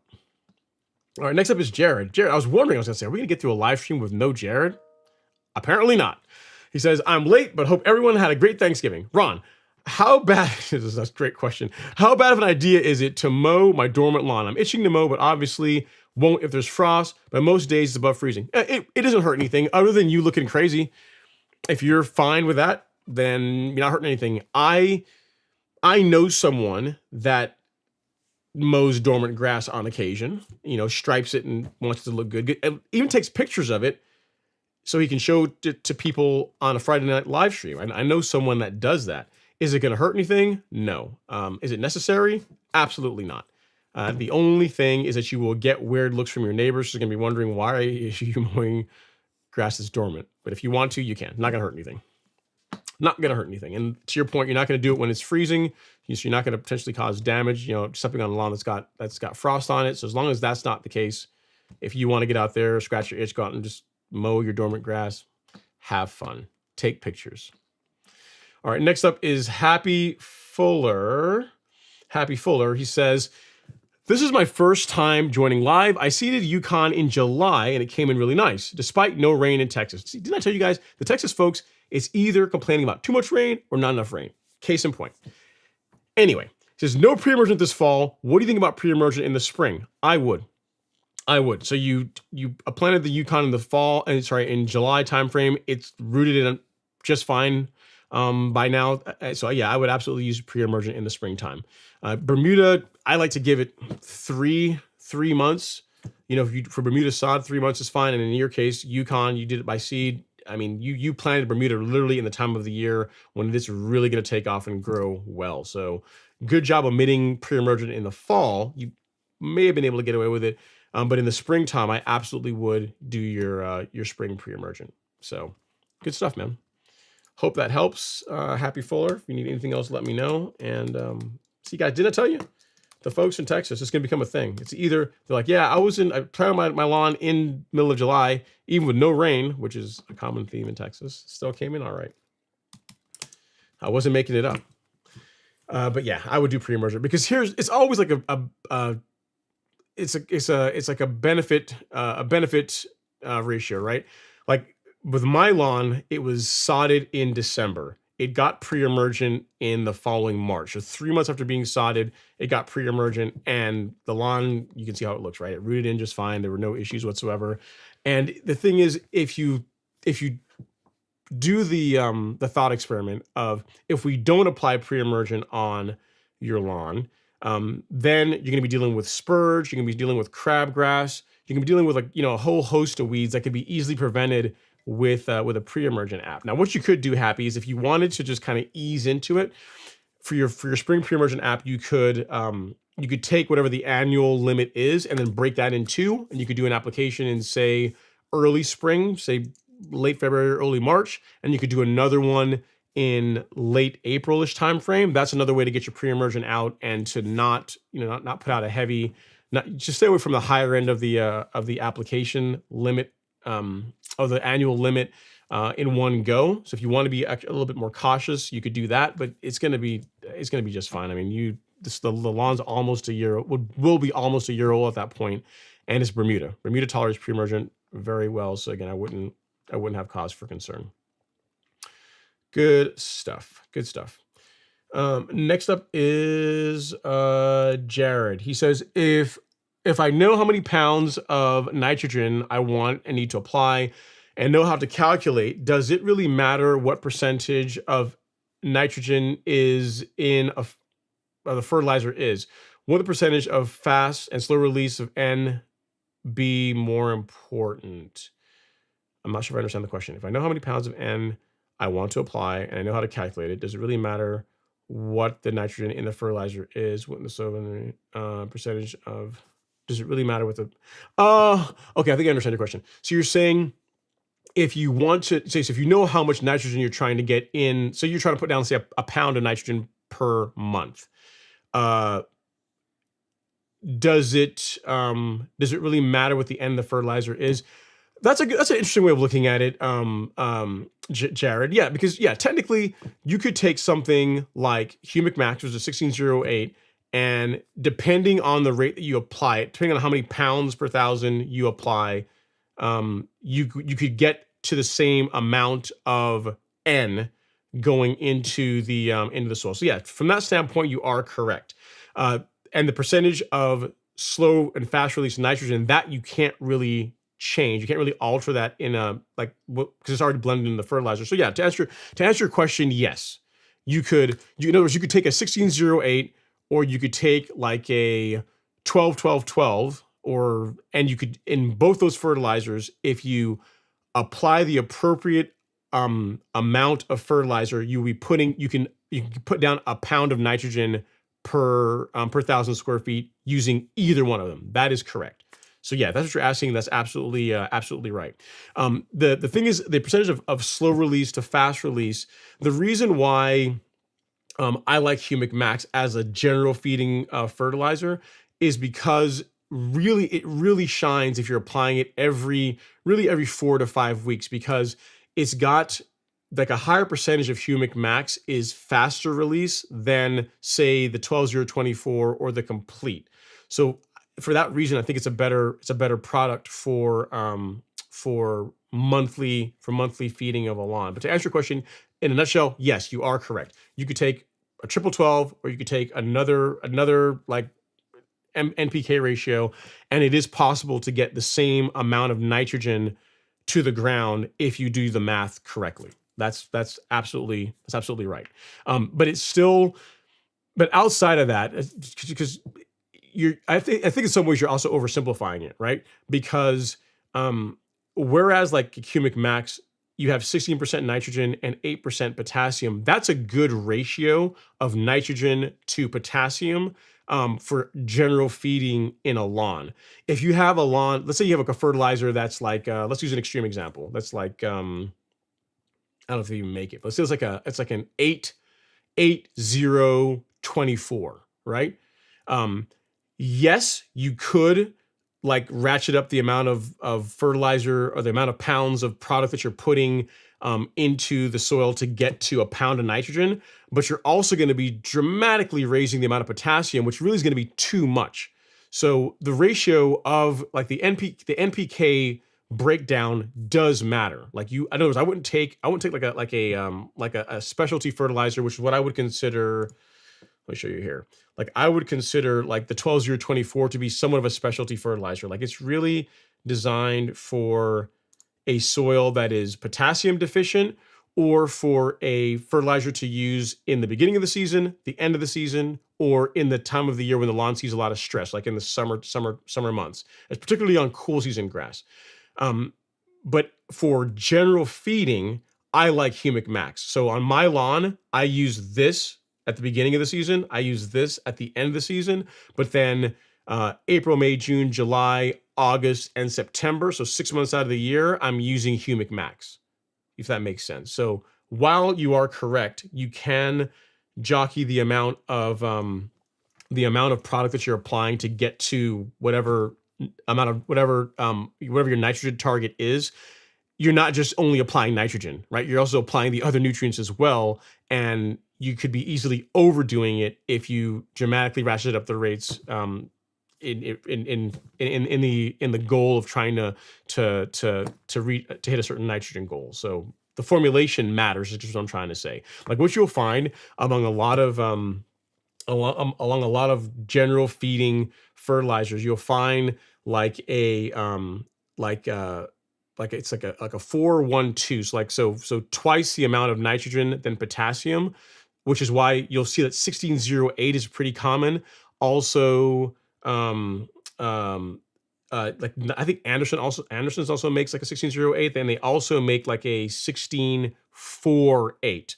So like 4-1-2 is a good ratio for nitrogen, phosphorus, and potassium on for most grass types. So if you take that and just multiply it, right, then you'll find like you'll see fertilizers at like a 1648, or in a case where you're omitting the phosphorus, you'll see like a 1608, if that makes sense. So that should answer your question. Yes, you are correct, but it's more complicated than just only thinking about nitrogen whenever you're making your fertilizer choice. So hope that helps, sir. Next up is Larry. He says the 12024 is what I use after these tests. I should be good. Thank you. How long should I wait to do another soil test? I would wait till springtime. I wouldn't do another one now. Like you got one done now. Wait till right before you begin to start feeding the lawn next year. I wouldn't worry about it now. Wait till spring. Next is Tom Deneen. He says, I have St. Augustine turf. Will your course help me with this grass type? Yes, Tom. I mean, the Golf Course Lawn Academy. So what he's asking about is our paid course, which includes some excellently filmed video content. Granted, I'm a bit biased. And it gets you, and it also gives you access to the private Facebook group, which is really cool because imagine like, Robert Rainey, who I haven't seen, he's probably out just doing his Thanksgiving thing right now. But imagine like Robert Rainey and a bunch of those all together in a Facebook group. That's what it's like. So there's a lot of folks that are really, guys and gals that are really serious, that are into their lawns, serious about improving their lawns. And that's one of the best aspects of the Golf Course Lawn Academy. It works for like what you learn in there applies to pretty much all grass types. Like it breaks down like a lot of what I just went through, like the importance of soil testing, like what each of the nutrients in your soil test does and why they're important.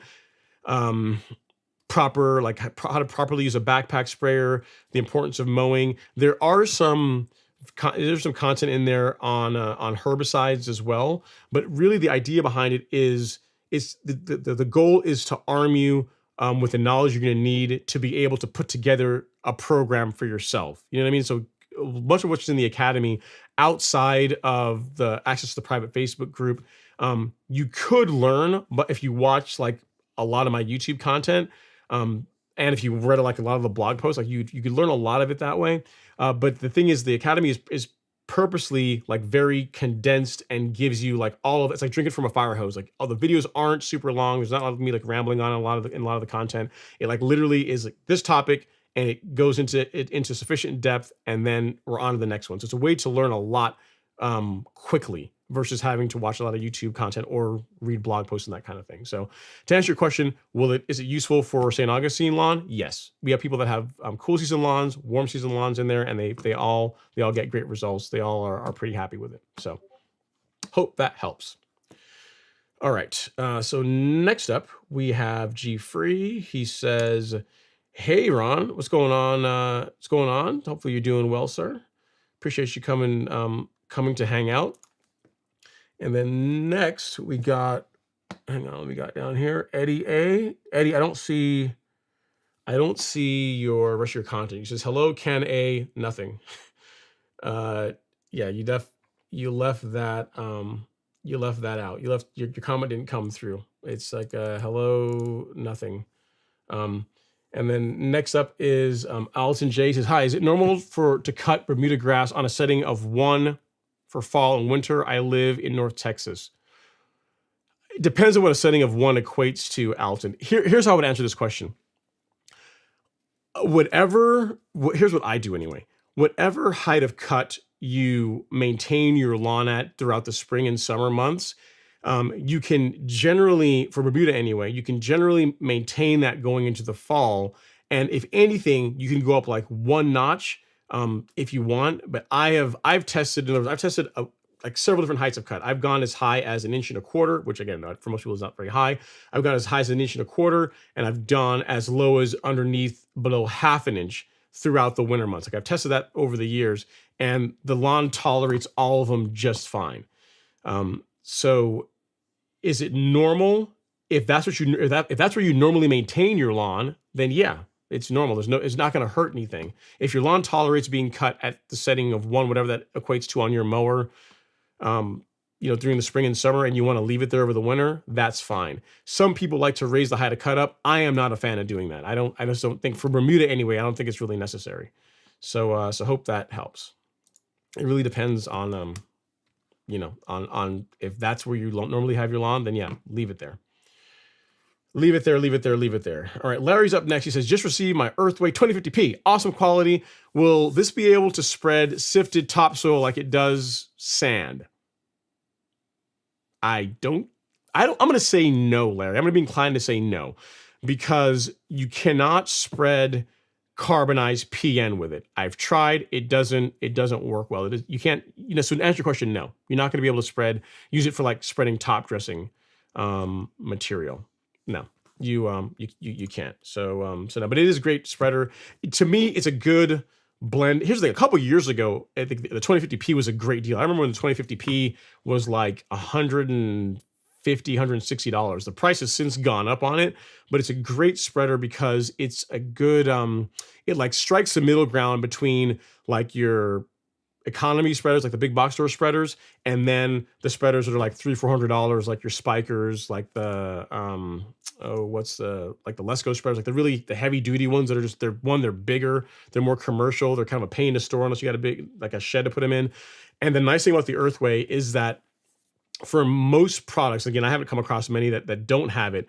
If you're buying like fungicide, insecticide, any of the more professional grade fertilizers. For example, if you go to Golf Course Lawn Store and if you go to our lawn fertilizer section, like you will not find a spreader setting for a Scotch spreader natively on the bag. Now, we do take care of the Scotch folks. We love the folks with Scotch spreaders. So we go through and we've done the testing to put spreader settings for those in the product description. But actually on the bag, you'll find that there is no mention of Scotch. And that's going to be the same for like if you were to go look at like fungicides and insecticides, like for a Celiprin, there's not going to be a setting for Scotch spreaders and so on and so forth. But there are going to be settings for Earthways. So for a Celiprin, for Headway, for Caravan, for all of the fertilizers that we carry, there are settings for Earthway spreaders. So for that reason alone, just from the headache of not having to go out and break out like spreader conversion charts, it's a great bit of kit. Like again, I've had mine now for a year and a half, but before the one I have now, I had one that was 4 or 5 years old, and then I gave it to Alex, and then I bought another one of the exact same thing. So it's a great spreader. It should serve you well. The only thing I would say in the newer ones that I found that my older one didn't have is the wing nuts. So whenever you take the spreader out of the box, as far as assembling it, you only have to like fold the handle up and then there's like 2 wing nuts you have to tighten down, and away you go. On the older ones, I have to look at Alex's, but on his, I believe those used to be like nylock nuts to where whenever you tightened it down, like they wouldn't back off. The newer ones, it's just like, it's still a wing nut, but it doesn't, like you have to put a little bit of thread lock, a little bit of blue Loctite on there to prevent it from backing out. So that's the only consideration. It's really not a big deal. Like if you're someone, if you go to Home Depot or any of the big box stores or whatever, Amazon, and order yourself a little tube of blue Loctite. Do not get red, because you get red, you're not gonna be able to take it apart easily. But like blue Loctite, like a drop on each one of them, tighten it down, let it set for 20 minutes, and then it's not gonna ever back off on you. So that's the only thing that's really changed over the years that I noticed. But it's a small thing. And what else can I tell you about the Earthway? Cotter pins. If you don't have any of those, invest in a couple of cotter pins. They're like literally pennies. So have some of those, because the only thing on that spreader that I've ever found to fail, like the way the way it's propelled, is there's a cotter pin that goes through, like, I forget which side it is, but through one of the drive wheels that if that breaks, like the spreader will just not work, right? The spreader's not broken, but literally a single cotter pin will prevent you from being able to use it. So having some spares on hand is a good idea. Or what you can do is what I eventually did, is you can just not even use cotter pins at all. Get like a slightly heavier wire material, so like almost like a slightly thicker than a clothes hanger, and you can make your own pin. And if you do that, then it's like no service at all. Like you never have to worry about anything. But the pin that it comes with, the cotter pin that they come with, every year or so, I would replace it, because what'll happen invariably is you'll be out there spreading stuff on your lawn, and all of a sudden, it'll get really easy to move the spreader, and nothing's going to be coming out. So that's the only thing I would say, is if you want to upgrade it, is you can put a higher quality, a slightly thicker pin in there, and then it's a bulletproof spreader. Like, it works great. Okay, next up is JS. He says 30. That's a big vanity strip. Okay. And then next we have, who is this? Ilya Sapraga says, what's the best way to mow around the pool? I have Bermuda grass that we just got our pool built and finished, and a lot of my grass is messed up. I'm planning to lay sod and start cutting my own. You could real mow it, because that throws the grass forward. But what you'll find, Ilya, if guess what you're asking me is if how to keep the grass clippings out of the pool, is mow. Let me think about this. Mow to where, on most mowers anyway, mow to where the pool is on your left whenever you're mowing, because that way it's going to be discharging the grass to the right, which is throwing it away from the pool. Or you can also bag your clippings. That's another way to mow and to prevent clippings from getting into the pool. So yeah, so either mow counterclockwise around the pool, or better yet, put the bag attachment on and catch all your clippings, and you're not gonna have to worry about grass getting into the pool. That is what I would say. I don't think you have any. Let me see. Yep, I think that's it. And as far as you're saying, a lot of your grass is messed up, I'm planning to lay new sod and start cutting my lawn. Yeah, so that's just it. Just make sure, again, the best option is to bag all your clippings, or mow counterclockwise, like throw the grass away from the pool. Which is funny. You tend to find a lot of people around here, at least in my neighborhood, when they build pools, they tend to also do, which is kind of handy anyway, right? They do the pool, and they also build like some deck area, like they'll build like some concrete away from it, and that is another way to keep grass clippings from getting into the pool, because you've got 10, 12, 15 feet of like slab of like patio that separates the grass from the pool. It's another thing as well too. So I'm not sure how you did yours, but that is another consideration as well. Probably too late at this point, because it sounds like the pool's already done. But away we go, right? So yeah, okay. Yeah, 155. All right, cool. All right, sir. So I hope that helps. Congrats on the new pool. Sounds like fun. Believe it or not, that's one thing that people always tell me. Says, hey, your back lawn looks so great. You know what would be really awesome is you put a pool in. And I'm like, yeah, that's never gonna happen. Not while I live here anyway. Way too much damage. It would pain my spirit to see heavy equipment on the lawn tearing it up. Okay, next up is Short Grass Living. He says, good evening, Ron. What would be your go-to warm season grass for a weekend home where you'll probably only be able to mow once a week on the regular and occasionally twice per week? Zoysia. I would go with Zoysia. Zoysia's slower growing, and that fits the bill of what you're after. Bermuda, especially if you're cutting it shorter, really is going to require mowing more than once a week, at least in the middle of the summer, to really look its best.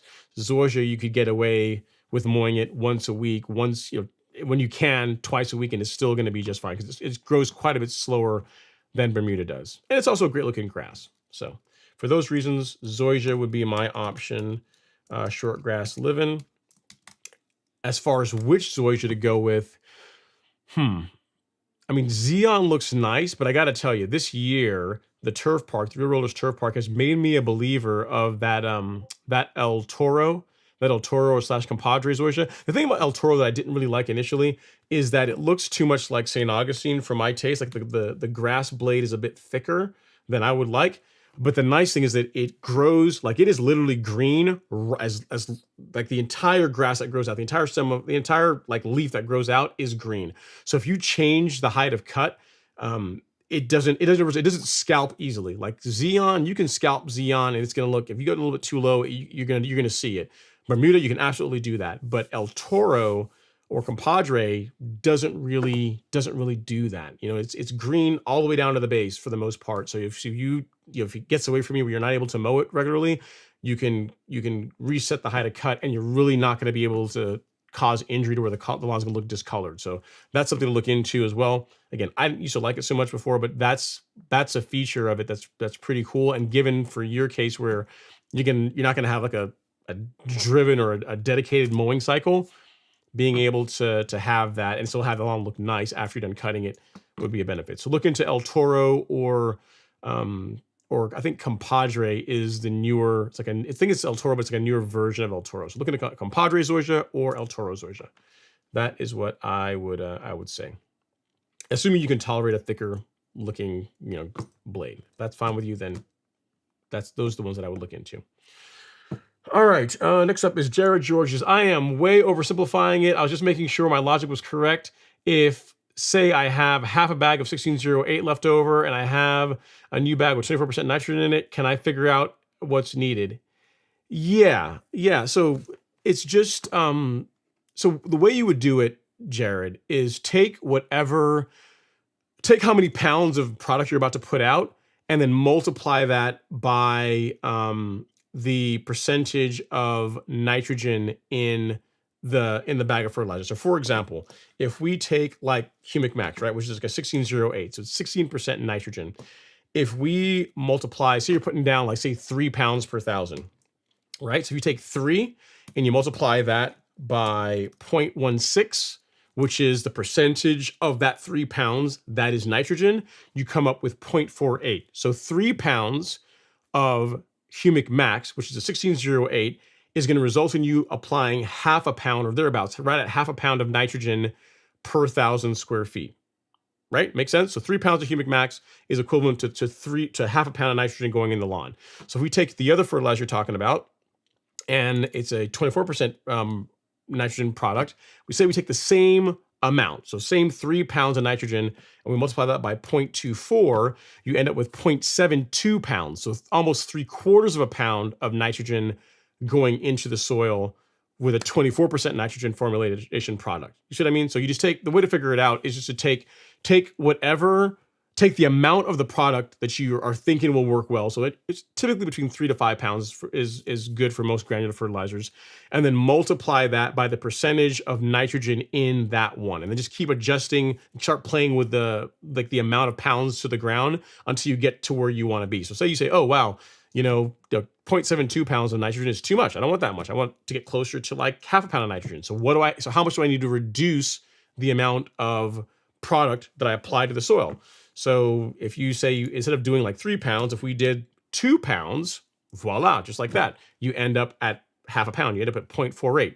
So from a amount of N going into the soil, 2 pounds of a 24% nitrogen fertilizer is equivalent to 3 pounds of a 16% nitrogen fertilizer. Again, we're kind of oversimplifying it because like the percentage of slow release and fast release nitrogen in those products is going to be different. But if all you're trying to calculate is how much nitrogen am I putting into the ground, then 2 pounds of a 24% nitrogen fertilizer is equivalent to putting down 3 pounds of a 16% nitrogen fertilizer. So hopefully that makes sense. Just take the pounds to the ground, multiply it by point, whatever the percentage of nitrogen it is, and you'll know how much you are putting down. So hope that makes it easier. So 3 times 0.16 for 16%, or 3 times 0.24 for a 24% nitrogen product. So there you go. Hope that helps, sir. You can become dangerous. Here's the thing, Jared. I mean, I hope you. I don't know, man. You're the kind of guy, man. You're getting enough knowledge, just enough knowledge to be dangerous. So here's what I would not do. I would pick one or the other. So what I would say is I would not go out and say, hey, I'm gonna do like half my yard with with one fertilizer and do the other part of the lawn with another fertilizer and try and figure it out that way. I would do one and then switch to the other. I would not. Because again, it's more complicated than just the amount of nitrogen. Like the one product I think you're talking about, like for example, Yard Mastery makes like a 24. What's in flagship? It's like a 2406, I think, right? So while you can alter the amount of pounds to the ground to get the N equivalent to cubic max, you're also reducing the amount of potassium that's going into the soil, along with any of the other nutrients that are in that product. So like pick a formulation. Again, I think 1608 is a great one for general feeding, and just stick with that. That's what I would do. Okay, next up is Troy Smalley. He says, where are you out of? I am in Northeast Georgia. I live in Northeast Georgia. That's where I am. I mean, that's where I live. I'm originally from the Caribbean, but that Northeast Georgia is where I call home these days. All right, James Kelly is up next. He says, is the only difference between the Mirimichi Green Release 202 and Release 0 the NPK? No. And James, first of all, I'm going to ask the question again, but that's an excellent question. Because of that, I'm not sure if you've already gotten one, but if not, that is going to be our Mirimichi question of the week, question of the evening. So if you want one of these shirts, one of these fancy, if I can ever grab it, one of these awesome Greatness from the Ground Up t-shirts, free of charge, shipped to your door, send me an email. Where it is, my email address, ron@golfcourselawn.com. Say, hey, Ron, this is James Kelly from the live stream. How do I get my free shirt? And I'll write back. I'll say, hey, James, here's how you get your free shirt. So to do that, I'll tell you how to get your free shirt. So great question. The differences between those two, no, it is not just the NPK. So actually I'm going to answer it again because I'm going to make this a short. So James Kelly asked the question, is the only difference between Mirimichi Green Release 202 and Release 0 the NPK? No, James, it's not, because the Release 0 and Release 901C contain 10% micronized carbon. All the other fertilizer type products from Mirimichi Green contain 2% micronized carbon. So yes, the NPK is different in the sense that Release 202 has 2% nitrogen, 2% potassium, and Release 0 has none.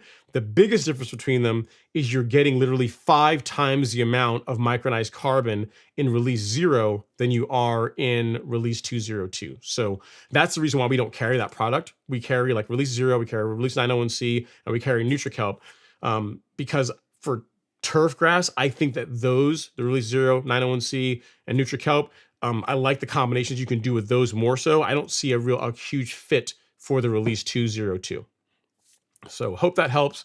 Great question. Again, if you want your free shirt, email me here, ron@golfcourselawn.com, and I will get it sent over to you. But yeah, it's more than just that. And it might be on Mirimichi's website about the amount of micronized carbon in it, but that's the big difference. Like if you look at, like pretty much all their products have carbon in them. Actually, James, let me make a note here before I forget where I left off. Okay, cool. James Kelly. But if we go over to the Golf Course Lawn Store real quick, if you go to shop and to lawn fertilizer and you scroll down, pretty much this release, let's do it in the Mirimichi section. It's better because I don't have Release 0 in here. I should change that. So if you look at this Release 0 and Release 901C, both of these products, Release 901C and Release 0, are 10% micronized carbon products. NutriKelp is a 2% micronized carbon product. The Tree and Shrub, also 2% micronized carbon. Pretty much everything but these two. But Release 0 and 901C have 2% carbon. So if it were me, if you're asking me which one that would I go with, If you want no NPK, so you have some liquid fertilizer that you want to use, like turf clutch or something else, then I would go with release 0. If you want an all-in-one, so you don't want to have to go out and buy another fertilizer product, and you want to, you just say I want to keep it a little simpler, then go with release 901C. Like release 901C is release 0 with fertilizer. That's the best way to think about it. So yeah, that's not the only difference. Is not just the NPK. And you said site one in my area only has the release 202. Well, they got to upgrade their vintages, man. They got to upgrade their game. So yeah, hopefully that makes sense to you. If you can find it locally and you want to go with that, you can. But I would go, if you can find release 0, that is what I would go with. I mean, we carry it on the golf course lawn store. But appreciate if you bought it from us. But if you want to get it locally, I understand that. I would opt for release 0 over the 202 product if it were me. That's why we carry it in the golf. That's why we carry release 0 in the golf course lawn store, and we don't carry that. So. All right, our last comment of the evening, it looks like, is from Mr. Jared George. He says, thanks, Ron. I appreciate all the time you take to answer my obsessive questions, LOL. Like, you're getting a little taste of it in the academy, because that, like what I just broke down for you as far as how to do the calculations, like there's content in the course on that. Granted, it's a bit more eloquently explained than how I just did it, because I had it like all scripted to make sure I did it well. But yeah, that's the kind of stuff that you would learn in the academy. And in addition, you also, the folks in the Facebook group can do that kind of math off, really, really well, because that's the kind of stuff that we talk about in there as well in the private Facebook group. But yeah, man, it's good stuff, Jared. It's a thing about you I like about your questions is, I mean, yes, you ask a lot of questions, but you ask like they're good ones, right? They're ones that show that you're really trying to learn and trying to understand the why. Like a lot of folks will just email me and say, hey, what fertilizer should I use on my lawn? And I'll say, send me a soil test result. And they send it to me and I'll say, buy this, this, and this. That's what I would go with. And then that's good enough for them. But if you're someone that wants to understand the why behind it, like, so you can then start playing with, you can do exactly what you're trying to do, right? Mix and matching fertilizers, understanding whenever you make a change, what impact that could have to your nutrient program, then the kind of questions you're asking are important to learn that kind of thing. You know what I mean? So yeah, don't worry about it. I get it. I get that you're just trying to learn, and I appreciate the questions. It's good. It's good stuff. It's good stuff. And on that bombshell, guys, gals, we will cue the outro music, and we will also take this question or comment from Justin King, where he says, just want to say, hi, Ron. Happy Thanksgiving. Thank you so much, Justin. I really do appreciate it. Happy Thanksgiving to you. And for those of you guys and gals that are putting up your Christmas lights, now it's officially okay, from what I understand. I didn't know this was a thing, but now it's okay, I understand, to turn your Christmas lights on. So you got the Christmas tree, you got Christmas lights outside. They say that after Thanksgiving, I think you can start on Thanksgiving, but that's when you're not committing a party foul to have the Christmas lights on. So, light up your decorate your house, light up your lawn if that's your thing to do. I mean, Chick-fil-A's already been lit up, my local one, so that's the standard that I go by, but just another PSA in case you didn't know. Thank you guys so much. Appreciate all the love and support. Thank you for coming to hang out with me the day after Thanksgiving.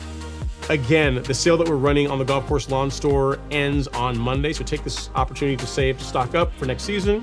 Appreciate you all. I will see you guys next week. Have an amazing weekend. Take care.